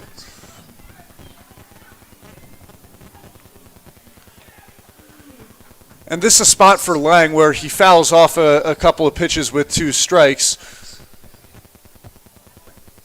Tries to either get a pitch to hit from Peters or seeing if he can battle out a walk as the count now 2-2.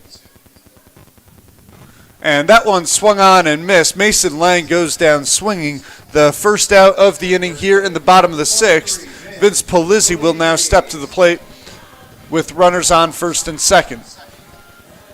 It's a good-looking pitch there from Jackson Peters. A lefty usually likes the ball down and in. It looked like Peters went with a slider down and in on Lang and just sort of snuck it underneath the barrel. Good pitch from Peters to get the first out.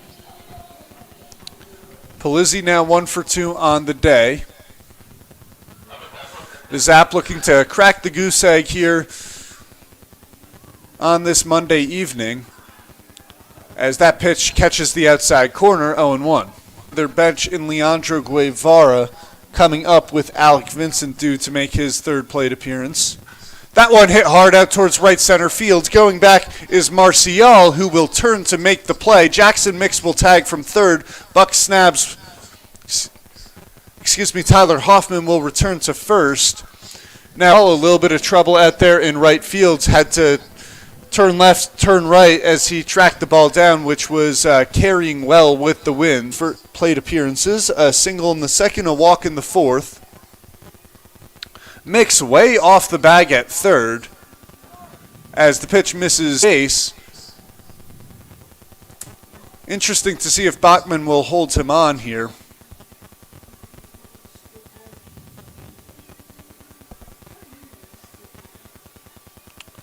Jackson Mix is almost halfway down the 3rd base line. Now he'll take a few steps back.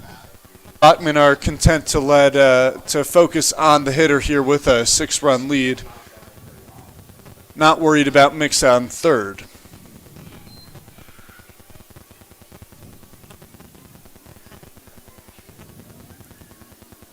Now the two.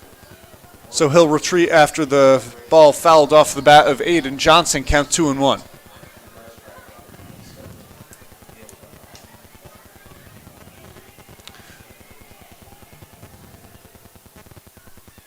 So we'll see if Hoffman is running here on the 2-1 pitch.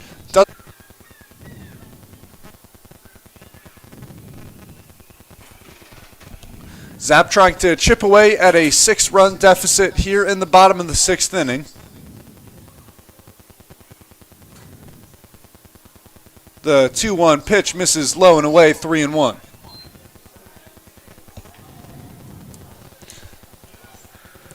Interesting to see Aiden Johnson with the highest line drive percentage on the Oahe Zap. Now the 3-1 runner goes. No throw down from Ackerman, who now throws down to third. Jackson Mix sliding back safely as the count goes 3-2 on Aiden Johnson. Heads up play from Ackerman there, who saw Jackson Mix a little bit flat-footed off of third and almost picked him off to end the inning. Good adjustment by Bachman, too, who was not on the bag to be able to stop that ball. That ball gets by him. That's at least 1 run. Runner 6th inning. 2 walks, 2 runners left, 2 strikeouts for Peters. End of 6 innings of play. Sasquatch lead remains 6-0. You're watching Oahe Zap Baseball on YouTube. Including ESPN events and iHeartRadio. TicketSmarter has seats for over 125,000 live events and 48 million tickets for sale. All backed with the TicketSmarter 100% ticket guarantee. Thinking about your next great live event? Think smarter. Think TicketSmarter. Get your tickets your way, guaranteed, at TicketSmarter.com. Great seats at a great price. Get them safer, simpler, and smarter with TicketSmarter. A proud partner to the biggest names in live tickets for sale. All backed with the TicketSmarter 100% ticket guarantee. Thinking about your next great live event? Think smarter. Think TicketSmarter. Get your tickets your way, guaranteed, at TicketSmarter.com.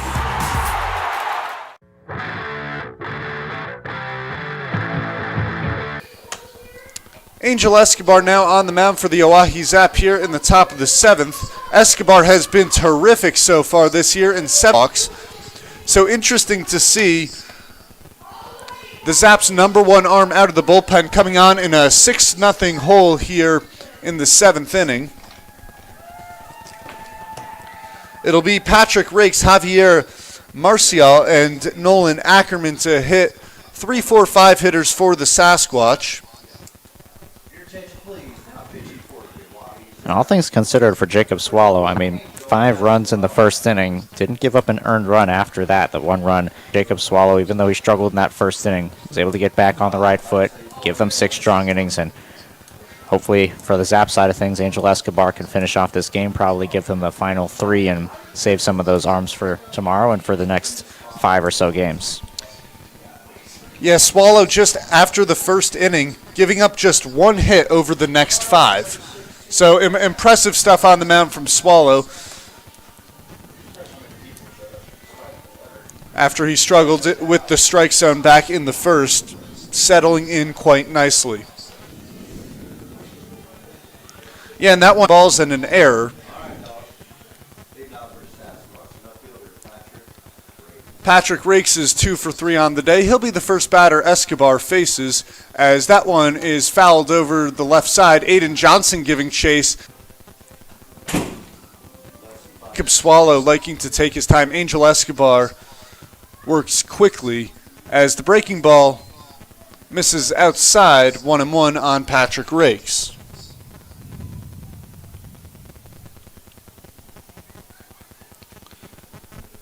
Rakes a couple of hard hit balls back in the first and second as that one hit high in the air behind the pitcher's mound. Aiden Johnson coming in. Vince Polizzi will call him off to make the catch for the first out of the inning.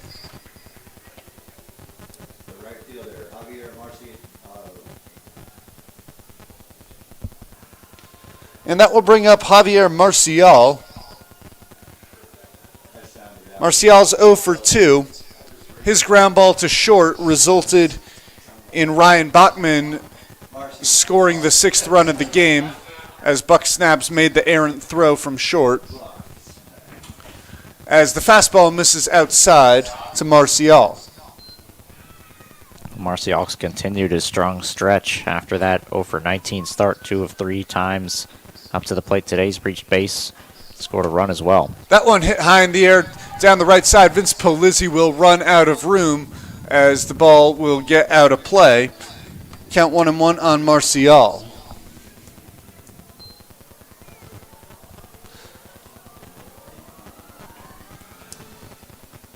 Yeah, Marcial, we mentioned earlier, hitless in his first 27 plate appearances.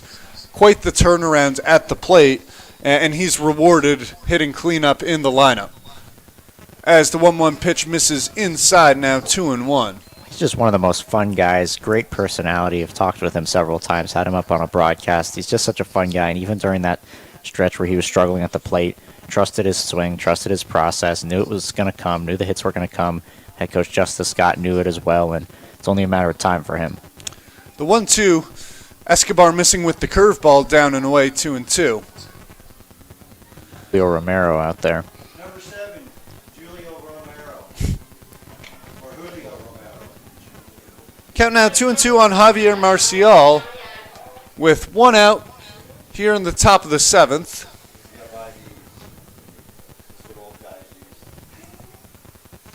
Fastball fouled away. Count stays 2-2. Julio Romero.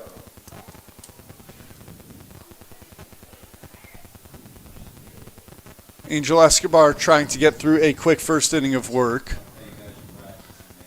You mentioned Marcial, a fun guy to talk with. As that ball hit out in the air towards right field, Trey Martin drifting back, dives, and he can't make the 7th. That ball just carried off the bat of Marcial. A big Field make an amazing play on a ball over his head where he had to leave his feet and dive and come up with a catch this time. Can't do it off of Marcial's bat, and like you mentioned, I mean, it's just so tough to read out there as an outfielder. You feel like great job to get to that ball quickly. Marcial's got speed, able to hold him to just a double instead of a triple.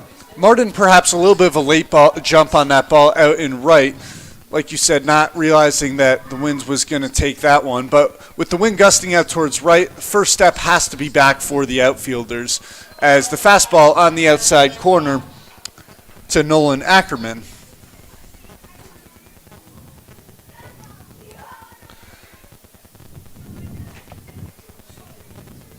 Marcial off second as that one hit high in the air. Polizzi shading into foul territory, settling under it, will make the play for the 2nd out of the inning.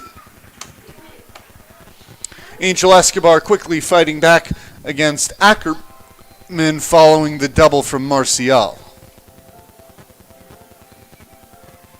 Scoring position, well, another opportunity here with Marcial off of second. As that one's fouled back against the netting, 0-1. Ever since the 2nd inning, since that point, like you mentioned, no hits, only now 3 base runners, as the double is their first hit and only 3rd base runner since that 2nd inning. 0-1 to Coleman as that one misses low and away, 1-1. And on the other side of the baseball, the Oahe Zap, they've had some base runners working out ending the 6th inning. As that fastball finds the outside corner, count now 1-2 on Coleman.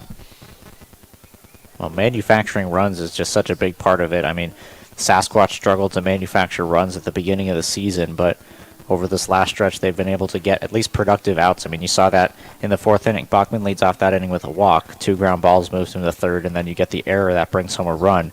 That's something the Zap haven't been able to do today, is when they get runners on base, they can't bring them to 3rd base with an opportunity to bring them home. But that will do it here for the top of the 7th inning. Angel Escobar strands Javier Marcial at second after the double. Time to stretch here at Hyde Stadium. Sasquatch leading the Oahe Zap 6-0. You're watching Oahe Zap Baseball on YouTube. Live sports and events, including ESPN events and iHeartRadio. TicketSmarter has seats for over 125,000 live events and 48 million tickets for sale. All backed with the TicketSmarter 100% ticket guarantee. Thinking about your next great live event? Think smarter. Think TicketSmarter. Get your tickets, you're simpler and smarter with TicketSmarter.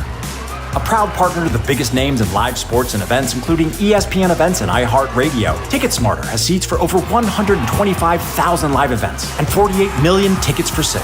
All backed with the TicketSmarter 100% ticket guarantee. Thinking about your next great live event? Think smarter. Think TicketSmarter. Get your tickets your way, guaranteed, at TicketSmarter.com. And events, including ESPN events and iHeartRadio. TicketSmarter has seats for over 125,000 live events and 48 million tickets for sale. All backed with the TicketSmarter 100% ticket guarantee. Thinking about your next great live event? Think smarter. Think TicketSmarter. Get your tickets your way, guaranteed, at TicketSmarter.com.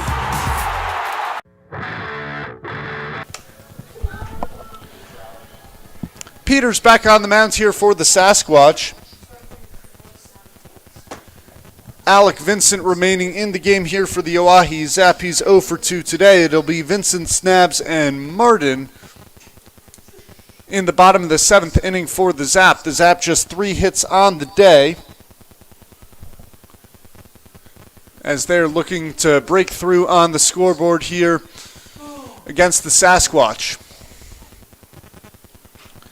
As that fastball looked to be right over the heart of the plate to Vincent, 0-1. Peters now set.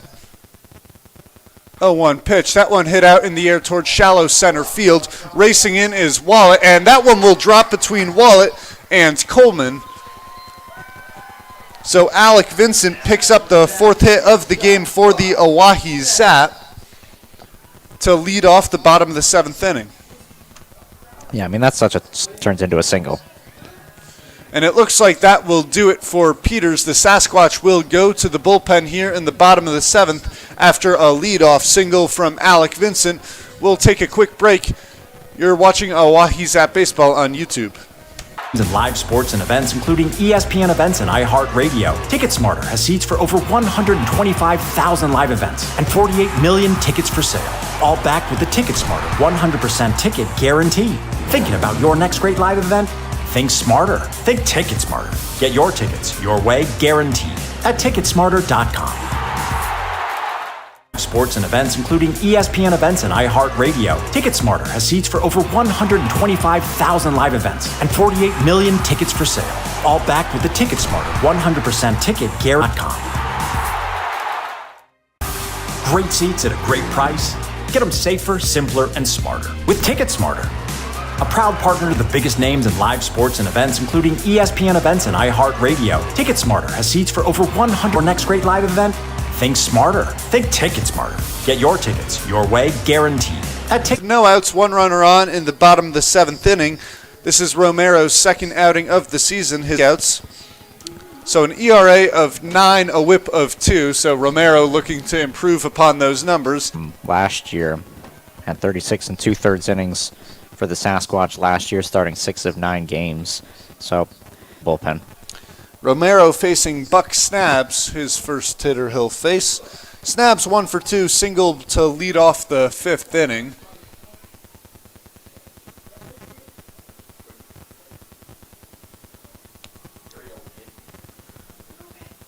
The 1-1. That one hit on the ground. 5-4 fielder's choice, as there's 1 out here in the bottom of the 7th. Buck Snab's a much better base runner than Alec Vincent, so you'll take the trade-off there. Trey Martin, couple strikeouts today as the fastball from Romero misses up and in, 1-0. And so the Zap have already been thrown out to second for 1, on to first. It's an inning-ending double play off the bat of Trey Martin. The Zap can't take advantage of a leadoff. Zap Baseball on YouTube. Great seats at a great price. Get them safer, simpler, and over 125,000 live events and 48 million tickets for sale. All backed with the TicketSmarter 100% ticket guarantee. Thinking about your next great live event? Think smarter. Think TicketSmarter. Get them safer, simpler, and smarter with TicketSmarter. A proud partner to the 48 million tickets for sale. All backed with the TicketSmarter 100% ticket guarantee. Great seats at a great price. Get them safer, simpler, and smarter. With 225,000 live events and 48 million tickets for sale. All backed with the ticket. Top of the 8th inning, ringing true for the Oahe Zap. Limit errors. Well, it's been just one error for the Zap, but that did allow a run to come in to score. Don't allow more than 6 runs. Well, it's a 6-0 ball game, so that one in what I believe has been 5 at-bats with runners in scoring position. Yeah, they've had a few opportunities, the Zap have. They've stranded 5. Certainly they've had a few chances to get at least a few runs on the board instead of keeping up that 0. As that fastball misses off the outside corner, the Zap have had their leadoff runner get on out towards right field. Trey Martin giving chase, turns, and he can't make the play. The ball hops off the wall. Digging into second is Coleman, who will stop there. A leadoff double from Micah Coleman. They're able to lead off the inning with a double. And again, I mean, it's just the wind out in right field. It's so tough. I can't blame Martin for not making the play there. That ball probably carried an extra 10 feet or so off the bat. Flag is still whipping out to right field, and so tough. Jake Dempsey's got 2 hits on the day. Productive day for the DH. And it's not just that it's carrying straight back, it's also carrying to his right. It's tough for Martin to be able to keep running behind the ball, then it keeps drifting right. It's tough for the right fielder to adjust, especially when he hasn't played outfield since the first week of the season. Goes 1-1.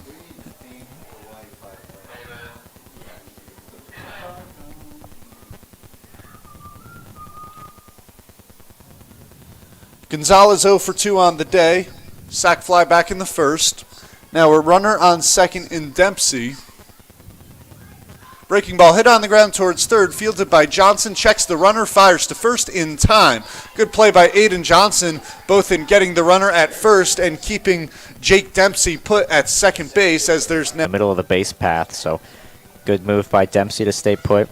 Nice job by Johnson to look him back and help out his pitcher here, Escobar. Try to work through a scoreless 8th. Michael Wallet, a couple of strikeouts in the first and third, flew out to right back in the 6th. Yeah, actually now 17 innings of work with the 1 1/3 he's through today.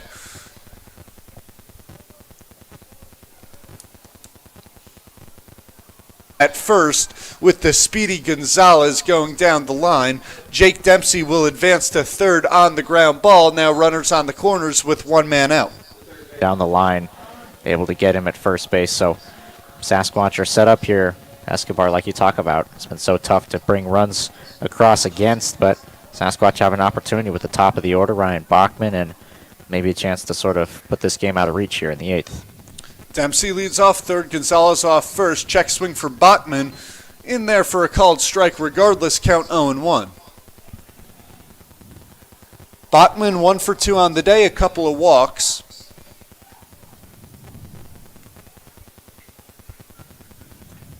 And so crucial that Dempsey moves over to third with 1 man out. The middle infield stays back, so a ground ball could possibly score a run as the count goes 1-1 now on Bachman.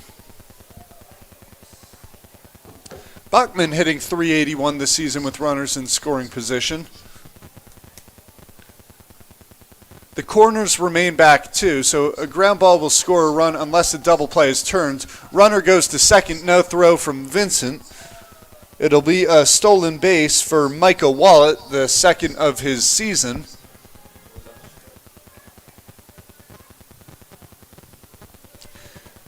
Infield stays back. Escobar strikes out Bachman for the second out of the inning. As you mentioned, the Sasquatch really unable to put runs across ever since the 4th. Big opportunity for them here. Breaking ball cut on and missed. Yeah, I mean, you look at this game for the Zap side of things, obviously, in a tough stretch, 3-17 on the season, and it hasn't been pretty for them as of late, but all things considered, you take away but 5 runs in the first inning and really good pitching after that, so you got to be happy with the way that Swallow was able to adjust, throw the ball, and what you're seeing so far from Escobar. 0-1 pitch, foul back 0-2, and we said it earlier, but pieces together as they're now on a 9-game losing streak. And so tonight, like you said, the arms have been throwing pretty well ever since the Martin running to his right. He won't be able to get there as the ball goes to the wall. 2 runs will come around to score as Jordan Bowman will cruise into second. So the Sasquatch already, well, now it is. And good looking swing by Bowman, able to go the opposite fields. We've talked about the wind quite a bit, but of course you get the wind blowing towards the line, makes that a really tough play. Almost impossible for Martin to get there from right field. Bowman brings home another 2. And that will do it for Angel Escobar. It'll be Lucas Creighton coming in for his first appearance in a couple of quick breaks. Sasquatch lead 8-0, 2 outs here in the top of the 8th, runner on second. You're watching Oahe Zap Baseball on YouTube. Smarter, 100% ticket guarantee. Great seats at a great price. Get them safer, simpler, and smarter with Ticket Smarter. A proud partner to the biggest names in live tickets for sale. All backed with the Ticket Smarter 100% ticket guarantee. Thinking about your next great live event? Think smarter. Think Ticket Smarter. Get your tickets your way, guaranteed at Ticketsmarter.com. Sports and events, including ESPN events and iHeartRadio. Ticket Smarter has seats for over 125,000 live events and 48 million. Smarter. Get your tickets your way, guaranteed at Ticketsmarter.com. Great seats at a great price. Get them safer, simpler, and smarter with Ticket Smarter. A proud partner to the biggest names in live sports and events. For his first appearance in quite a while, as Creighton has been on the injured list, he's been having some shoulder problems. So coming in with 2 outs here in the top of the 8th, runner on second. He'll face Patrick Rakes. Word is right now that the 2 runs, Micah Wallet. Ari, I'm not sure we agree with that call. That Wallet's got some speed down the line, a soft hit ground ball towards the hole. I don't think Snabs would have got it in time even if he had fielded the ball cleanly. Yeah, if that stays as an error, that's a tough error at shortstop for Snabs. I mean, so we'll see how that one is officially scored when this one's over. Now 2-0 count on Rakes. That one misses outside. Count 3-0. Rakes 2 for 4 on the day. Tough spot here for Lucas Creighton, opening up a 3-0 count. Rakes will likely be taking all the way here. The pitch. Fastball on the outside corner. Count goes 3-0.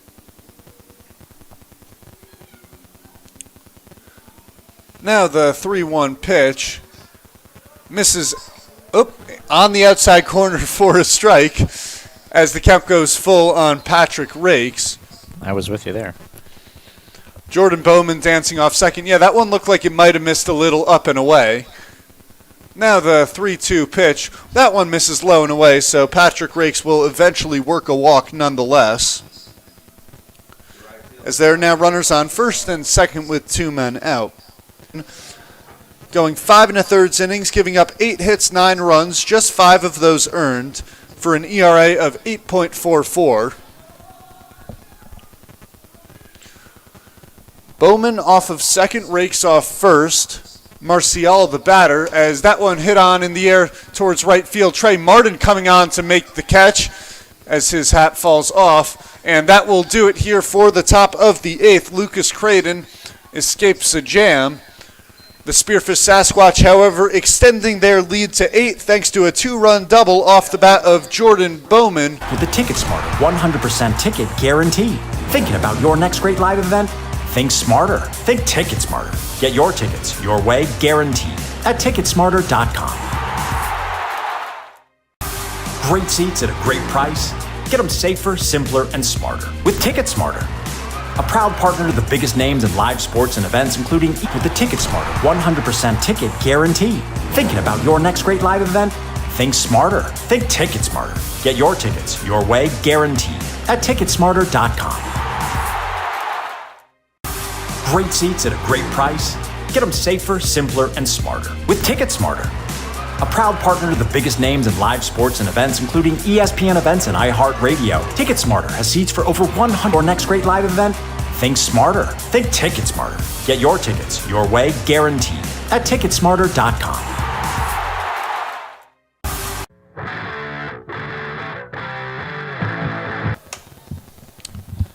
Bottom of the 8th inning here, Romero back on the mound for the Spearfish Sasquatch. It'll be the 9, 1, and 2 hitters for the Oahe Zap. Emiliano Curiel set to lead off the bottom of the 8th inning.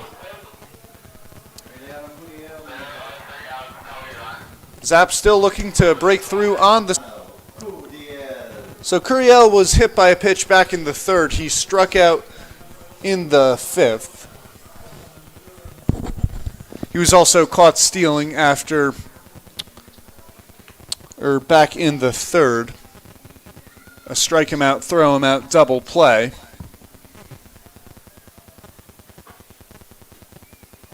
So Romero working out of the stretch despite no runners on. Fastball in on the hands of Curiel, tap back to Romero, fires to first. 1 pitch, 1 out for Julio Romero.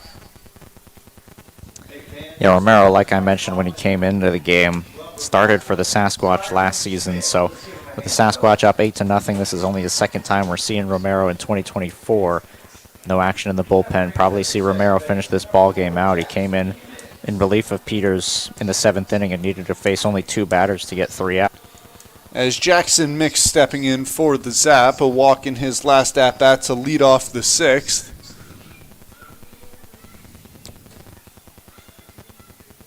Fastball from Romero misses low and away. 1-0 count on Jackson Mix.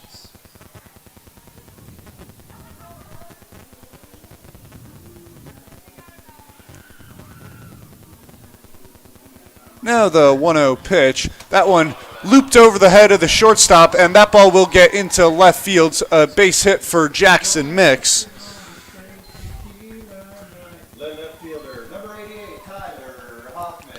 So the Zap have a Mix and Hoffman, the exact same strikeouts in the 1st, strikeout in the 3rd, walk in the 6th. So perhaps Hoffman looking to keep that stretch the same. Base hit here in the 8th would help out the Oahe Zap. And that one hit sharply through the right side for a base hit. Jackson Mix will head for, he'll stop at 2nd. As the throw comes in from the right fielder, and now the throw gets away. Jackson Mix will dig for 3rd. Tyler Hoffman goes to 2nd. Back-to-back base right field got away from Bachman at 3rd. Well, that should be a run. That ball went out of play in the hole in the fence along the 3rd base line. I don't think the field umpire saw it, but Jackson Mix was right at 3rd base. I think that should be a run. You know, I didn't see if the ball went through the gap out there in right field or if it hit off the wall. But you're saying you had eyes on it, that ball got through the gap? I'm pretty sure that ball went through the gap. So if that is the case, then both runners should advance, because by the time the ball was already over there, the runners had reached 2nd and 3rd or were more than halfway to the bag.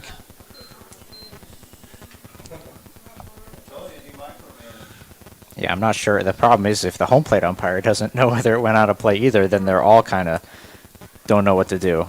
Looks like they are. Yep, there we go. So the runners will advance as the throw went out of play. It'll still be a single for Tyler Hoffman. Jackson Mix will come around to score. Hoffman will head to 3rd. The Zap breaking through on the scoreboard now, an 8-1 ball. To you, Ari? Yeah, I think that's right now. And now Justice Scott, head coach for the Sasquatch, is going to get an explanation there. I mean, that's Javier Marcial there. I mean, you said it right when Mix rounded 2nd. He sort of looked like he was breaking for 3rd, and I think Marcial thought the same thing and then sort of got caught in between whether he's going to 3rd or not, and then just threw the ball and nobody was to play with. You're at the top of now the middle part of your order. Just got to chip away, pass the baton, find any way to get on base and move this lineup forward. Try to chip away. And Mason Lang now the batter with Hoffman on instead of a 5-run ball game as that ball fouled off into Capitol Avenue above Hyde Stadium.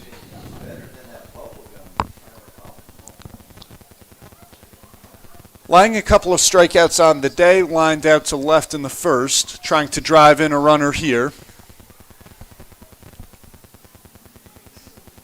The 0-1. That one misses down in the dirt. A great stop by Ackerman behind the plate to keep Tyler Hoffman put at 3rd. You know, interesting spot here for Lang. Normally a runner on 3rd, 1 out. Your mentality is put the ball in play. Well, the mentality might be get on base now for Lang, as the Zaps still need base runners with just 5 outs to work with. Now a 2-1 count.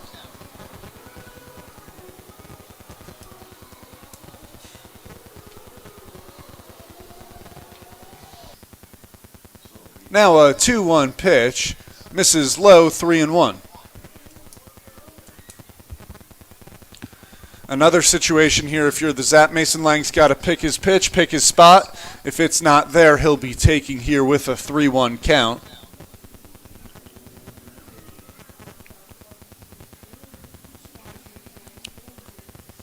As that one misses low in the dirt, so Mason Lang works a walk.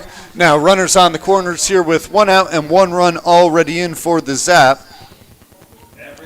Vince Polizzi will be the back. Struggling with the command there, a walk after back-to-back singles. 8th inning hasn't been kind to Romero, so I got to work with one of the biggest bats in this order.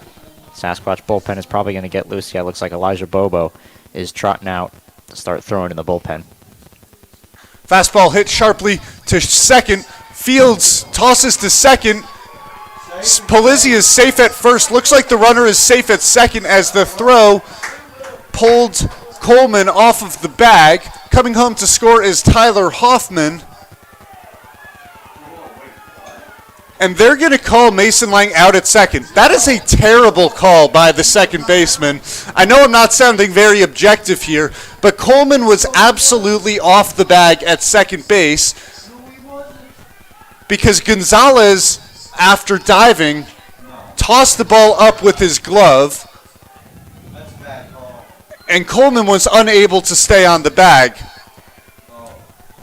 Ari, I don't know what your thoughts are on this one, but there's just no way that he stayed on the bag. I mean, yeah, that's a tough call to make. I just watched it back, rewinding on our live stream just to get another look at it, and it's so tough to tell. I mean, we can't see the back of the bag from how it looks up here.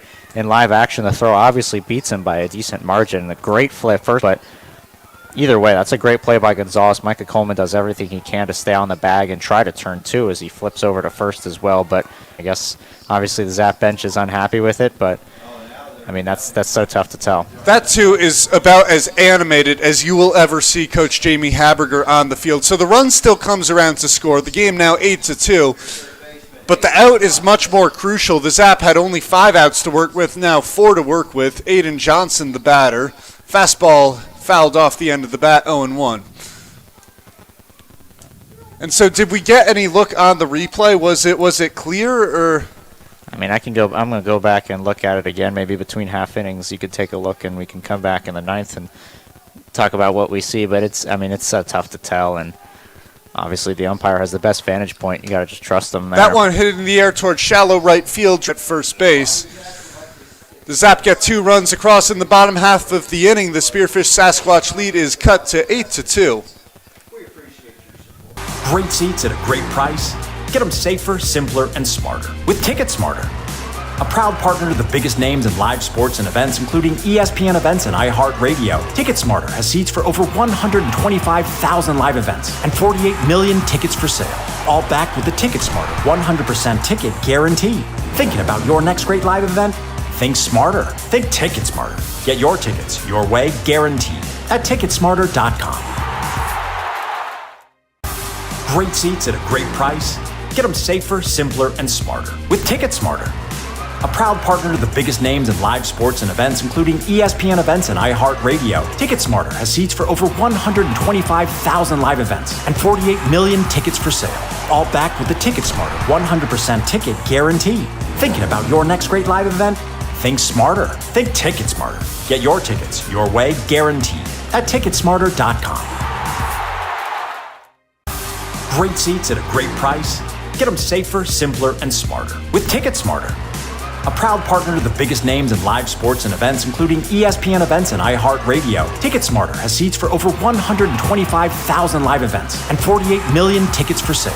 All backed with the Ticket Smarter 100% ticket guarantee. Thinking about your next great live event? Think smarter. Think Ticket Smarter. Get your tickets your way, guaranteed, at ticketsmarter.com.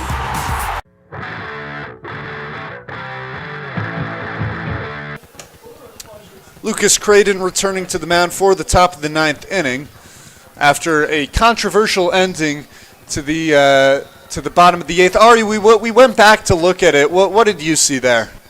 Yeah, I mean, it's tough to see on the broadcast whether we get the ball in the glove of Coleman. There's no doubt that as soon as he gets the ball in his glove, the foot does come off. It's just a matter of did the ball enter the glove or not. And obviously, I mean, you've got the MLB rule, which I'm not even 100% sure of, that some people say that the ball has to enter the glove and sort of enter the cylinder, and it's already in the glove at that point. It doesn't have to actually touch the mitt. I'm still not 100% sure if that's how the rule is interpreted by all umpires or just at the major league level. But obviously, I mean, if that play stands, you've got first and second, one out, I think, in that situation, and you've got, your middle of the order guys at the plate. So certainly the Zap are going to be frustrated with that one and hoping that call went their way. Looks like Ackerman, the leadoff hitter here in the ninth, as the fastball misses up and away from Creighton. Creighton's going to be an important arm to get going out of the pen for the Zap. Hasn't pitched in quite a while. But there's a couple of Zap pitchers that may be leaving mid-season. 1-0 pitch hit on the ground. That ball will get through the left side for a base hit. Ackerman a single to lead off the ninth. You have arms like Jacob Skinner, Nathan Palacios, Jacob Swallow, and Ben Ersfeld. Three of those guys in the starting rotation, and they are questionable on whether or not they will stay the whole season. So unsure of the status on each one of them. But if the Zap were to lose all four pitchers, well, that would be a huge loss, as that one misses inside on Micah Coleman. Caden Shivers out of Loras College will be joining the Oahe Zap in July, so they will pick up one arm in the pen, as the 1-0 pitch on the inside corner, 1-1. Or perhaps Shivers will come into the starting rotation for the Zap. Unsure. 1-1 pitch in on the hands of Coleman as the count goes 1-2.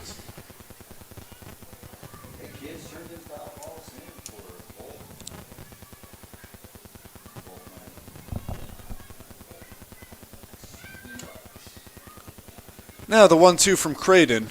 That one misses high, count even 2-2. Coleman's really the last Sasquatch hitter left who hasn't really factored into the offense. Only him and Matthew Gonzalez are hitless today, but Gonzalez has a sac fly. Love to see Coleman get in on the action. As that one fouled away once again. Ooh, that one was going overhead with some pace. As the count goes 2-2 here. Yeah, like you said, 10 hits. I mean, they've been spreading it around the offense. 7 hitters collecting 10 hits for the Sasquatch. The 2-2, that one hit on the ground towards third. Possible double play ball. Johnson to second, on to first. 5-4-3 double play for... Yeah, just a tough day at the plate for Micah Coleman. A day he'll probably want to forget after you've talked about starting the season off so strong, coming to the team late. Over 5 today with a double play to finish things off, but Sasquatch can still hold on. It's a win, and that's probably all that the Coleman, who's hitting .440 coming into the game, over 25 at-bats, he's going to be in the lineup, I would presume, day after day. So Jake Dempsey in his second game of the season having quite a nice afternoon, 2 for 4 with a couple RBIs. It's a nice way to convince their manager, give Dempsey a little more time out there on the field. As that one misses outside, count 1-1. Yeah, it's tough to find opportunities for Dempsey, who's really only going to play as a catcher or a DH. Tough spot to get opportunities in this deep lineup, but if he keeps hitting like this when he gets the opportunities, then he'll keep getting more. As the 1-1 fouled away, so count now 1-2. Creighton trying to work through a clean ninth inning. It's almost a similar situation with the Zap at catcher. You have 4 guys competing for playing time, as that one is swung on and missed. So Lucas Creighton gets through the ninth inning effectively. Zap have 3 outs remaining. They trail by a score of 8-2. You're watching Oahe Zap Baseball on YouTube. Great seats at a great price. Get them safer, simpler, and smarter with Ticket Smarter. a proud partner to the biggest names in live sports and events, including ESPN events and iHeartRadio. TicketSmarter has seats for over 125,000 live events and 48 million tickets for sale, all backed with the TicketSmarter 100% ticket guarantee. Thinking about your next great live event? Think smarter. Think TicketSmarter. Get your tickets your way, guaranteed, at TicketSmarter.com. Names in live sports and events, including ESPN events and iHeartRadio. TicketSmarter has seats for over 125,000 live events and 48 million tickets for sale, all backed with the TicketSmarter 100% ticket guarantee. Thinking about your next great live event? Think smarter. Think TicketSmarter. Get your tickets your simpler and smarter with TicketSmarter.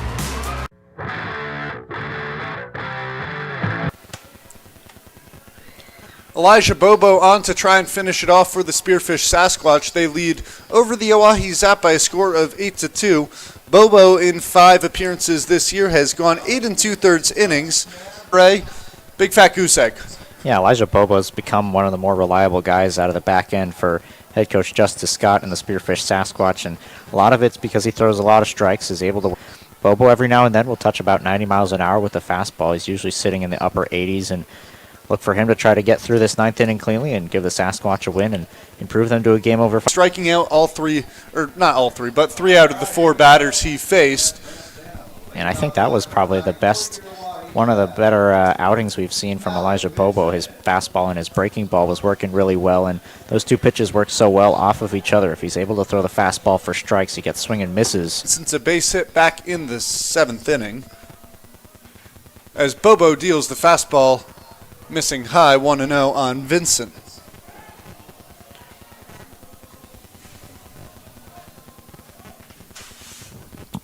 The 1-0 down in the course of a week and a half.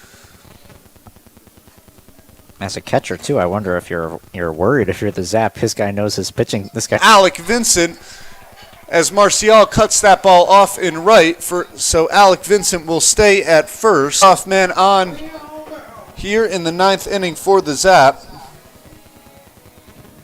Good looking swing there from Vincent, taking the pitch the opposite way. Get a pitch on the outer part of the plate. That's the only place to go with it. Don't try to pull that pitch. Go with it. Get a base hit. To do much with it. 2 runs back in the 8th off of a couple hits from Jackson Mix, Tyler Hoffman, and error out from right field. Elijah Bobo, not necessarily the start to his outing that he was envisioning.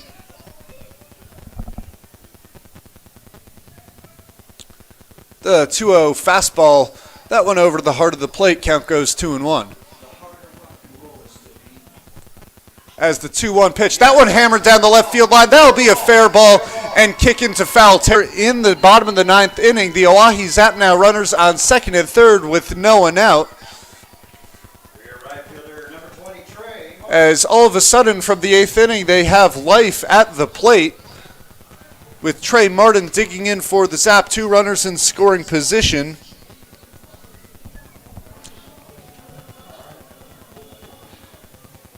Count 0-1 now on Martin. Martin grounded into a 4-6-3 double play back in the 7th. That ended the inning. Now the 0-1. Fastball on the knees of Martin. Bobo out ahead 0-2. Well, at this point, if you're Elijah Bobo, obviously you'd love to keep your ERA at 0, but any way you can just get an out, don't worry about the runs. 0-2, breaking ball misses high, 1-2. Yeah, an out for a run is something you will absolutely take if you're the Sasquatch here in the bottom of the 9th inning.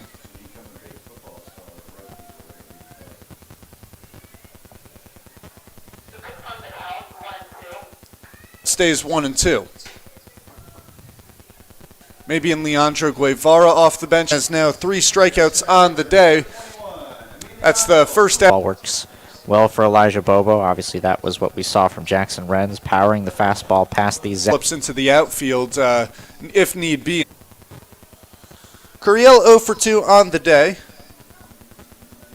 Down left side, fielded by Bachman, fires to first to get the out. A nice play by Bachman at 3rd. Zap are now down to their last out. Should mention the Alec Vincent coming home to score on the play. The ball game now an 8-3 Sasquatch lead.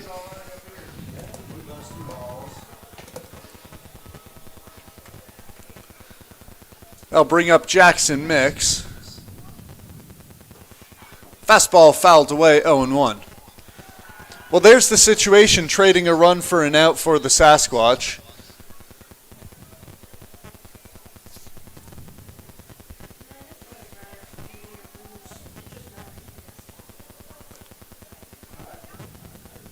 Second, fastball misses up and away, 1-1. Not really sure what Snaps is doing there. There's not much meaning in his run on the base paths. Yeah, Sasquatch aren't even really holding him on. If he decides to take off for third, Sasquatch will just let him. And he takes off. That one hit on the ground, foul down the first base line, so Snabs will return to second. It actually looked like Coleman was coming to cover the bag behind Snabs to possibly try and get the last out of the game on the base paths. Instead, the count now 1-2 on Jackson Mix.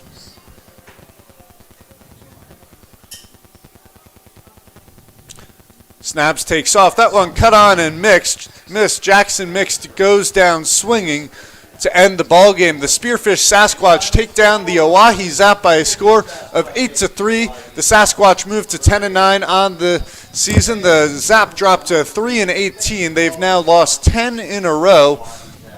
Ari, any final thoughts here after this one? Well, I mean, you got to give big shout out to Jackson Renz, a phenomenal outing for Renz. 5 innings pitched, 9 strikeouts, and keeping the Zap off the board. He'll get the win for the Sasquatch side of things. And I mean, all things considered, you got to be happy with the way your pitching pitched if you're the Oahe Zap outside of the first inning. But 3 runs is not going to win you a whole lot of ball games. They need more early offense if they're going to start stringing together some wins and break this losing streak. Like you said, a little bit of too little, too late for the Zap. 3 runs on 9 hits. And that will do it here for us on this Monday evening. Ari, thank you so much for joining me on the call. So glad you could have me. And so we'll be back tomorrow night. First pitch at 6:05 in Game 2 against the Spearfish Sasquatch. Thank you so much for tuning in, and have a fantastic rest of your evening.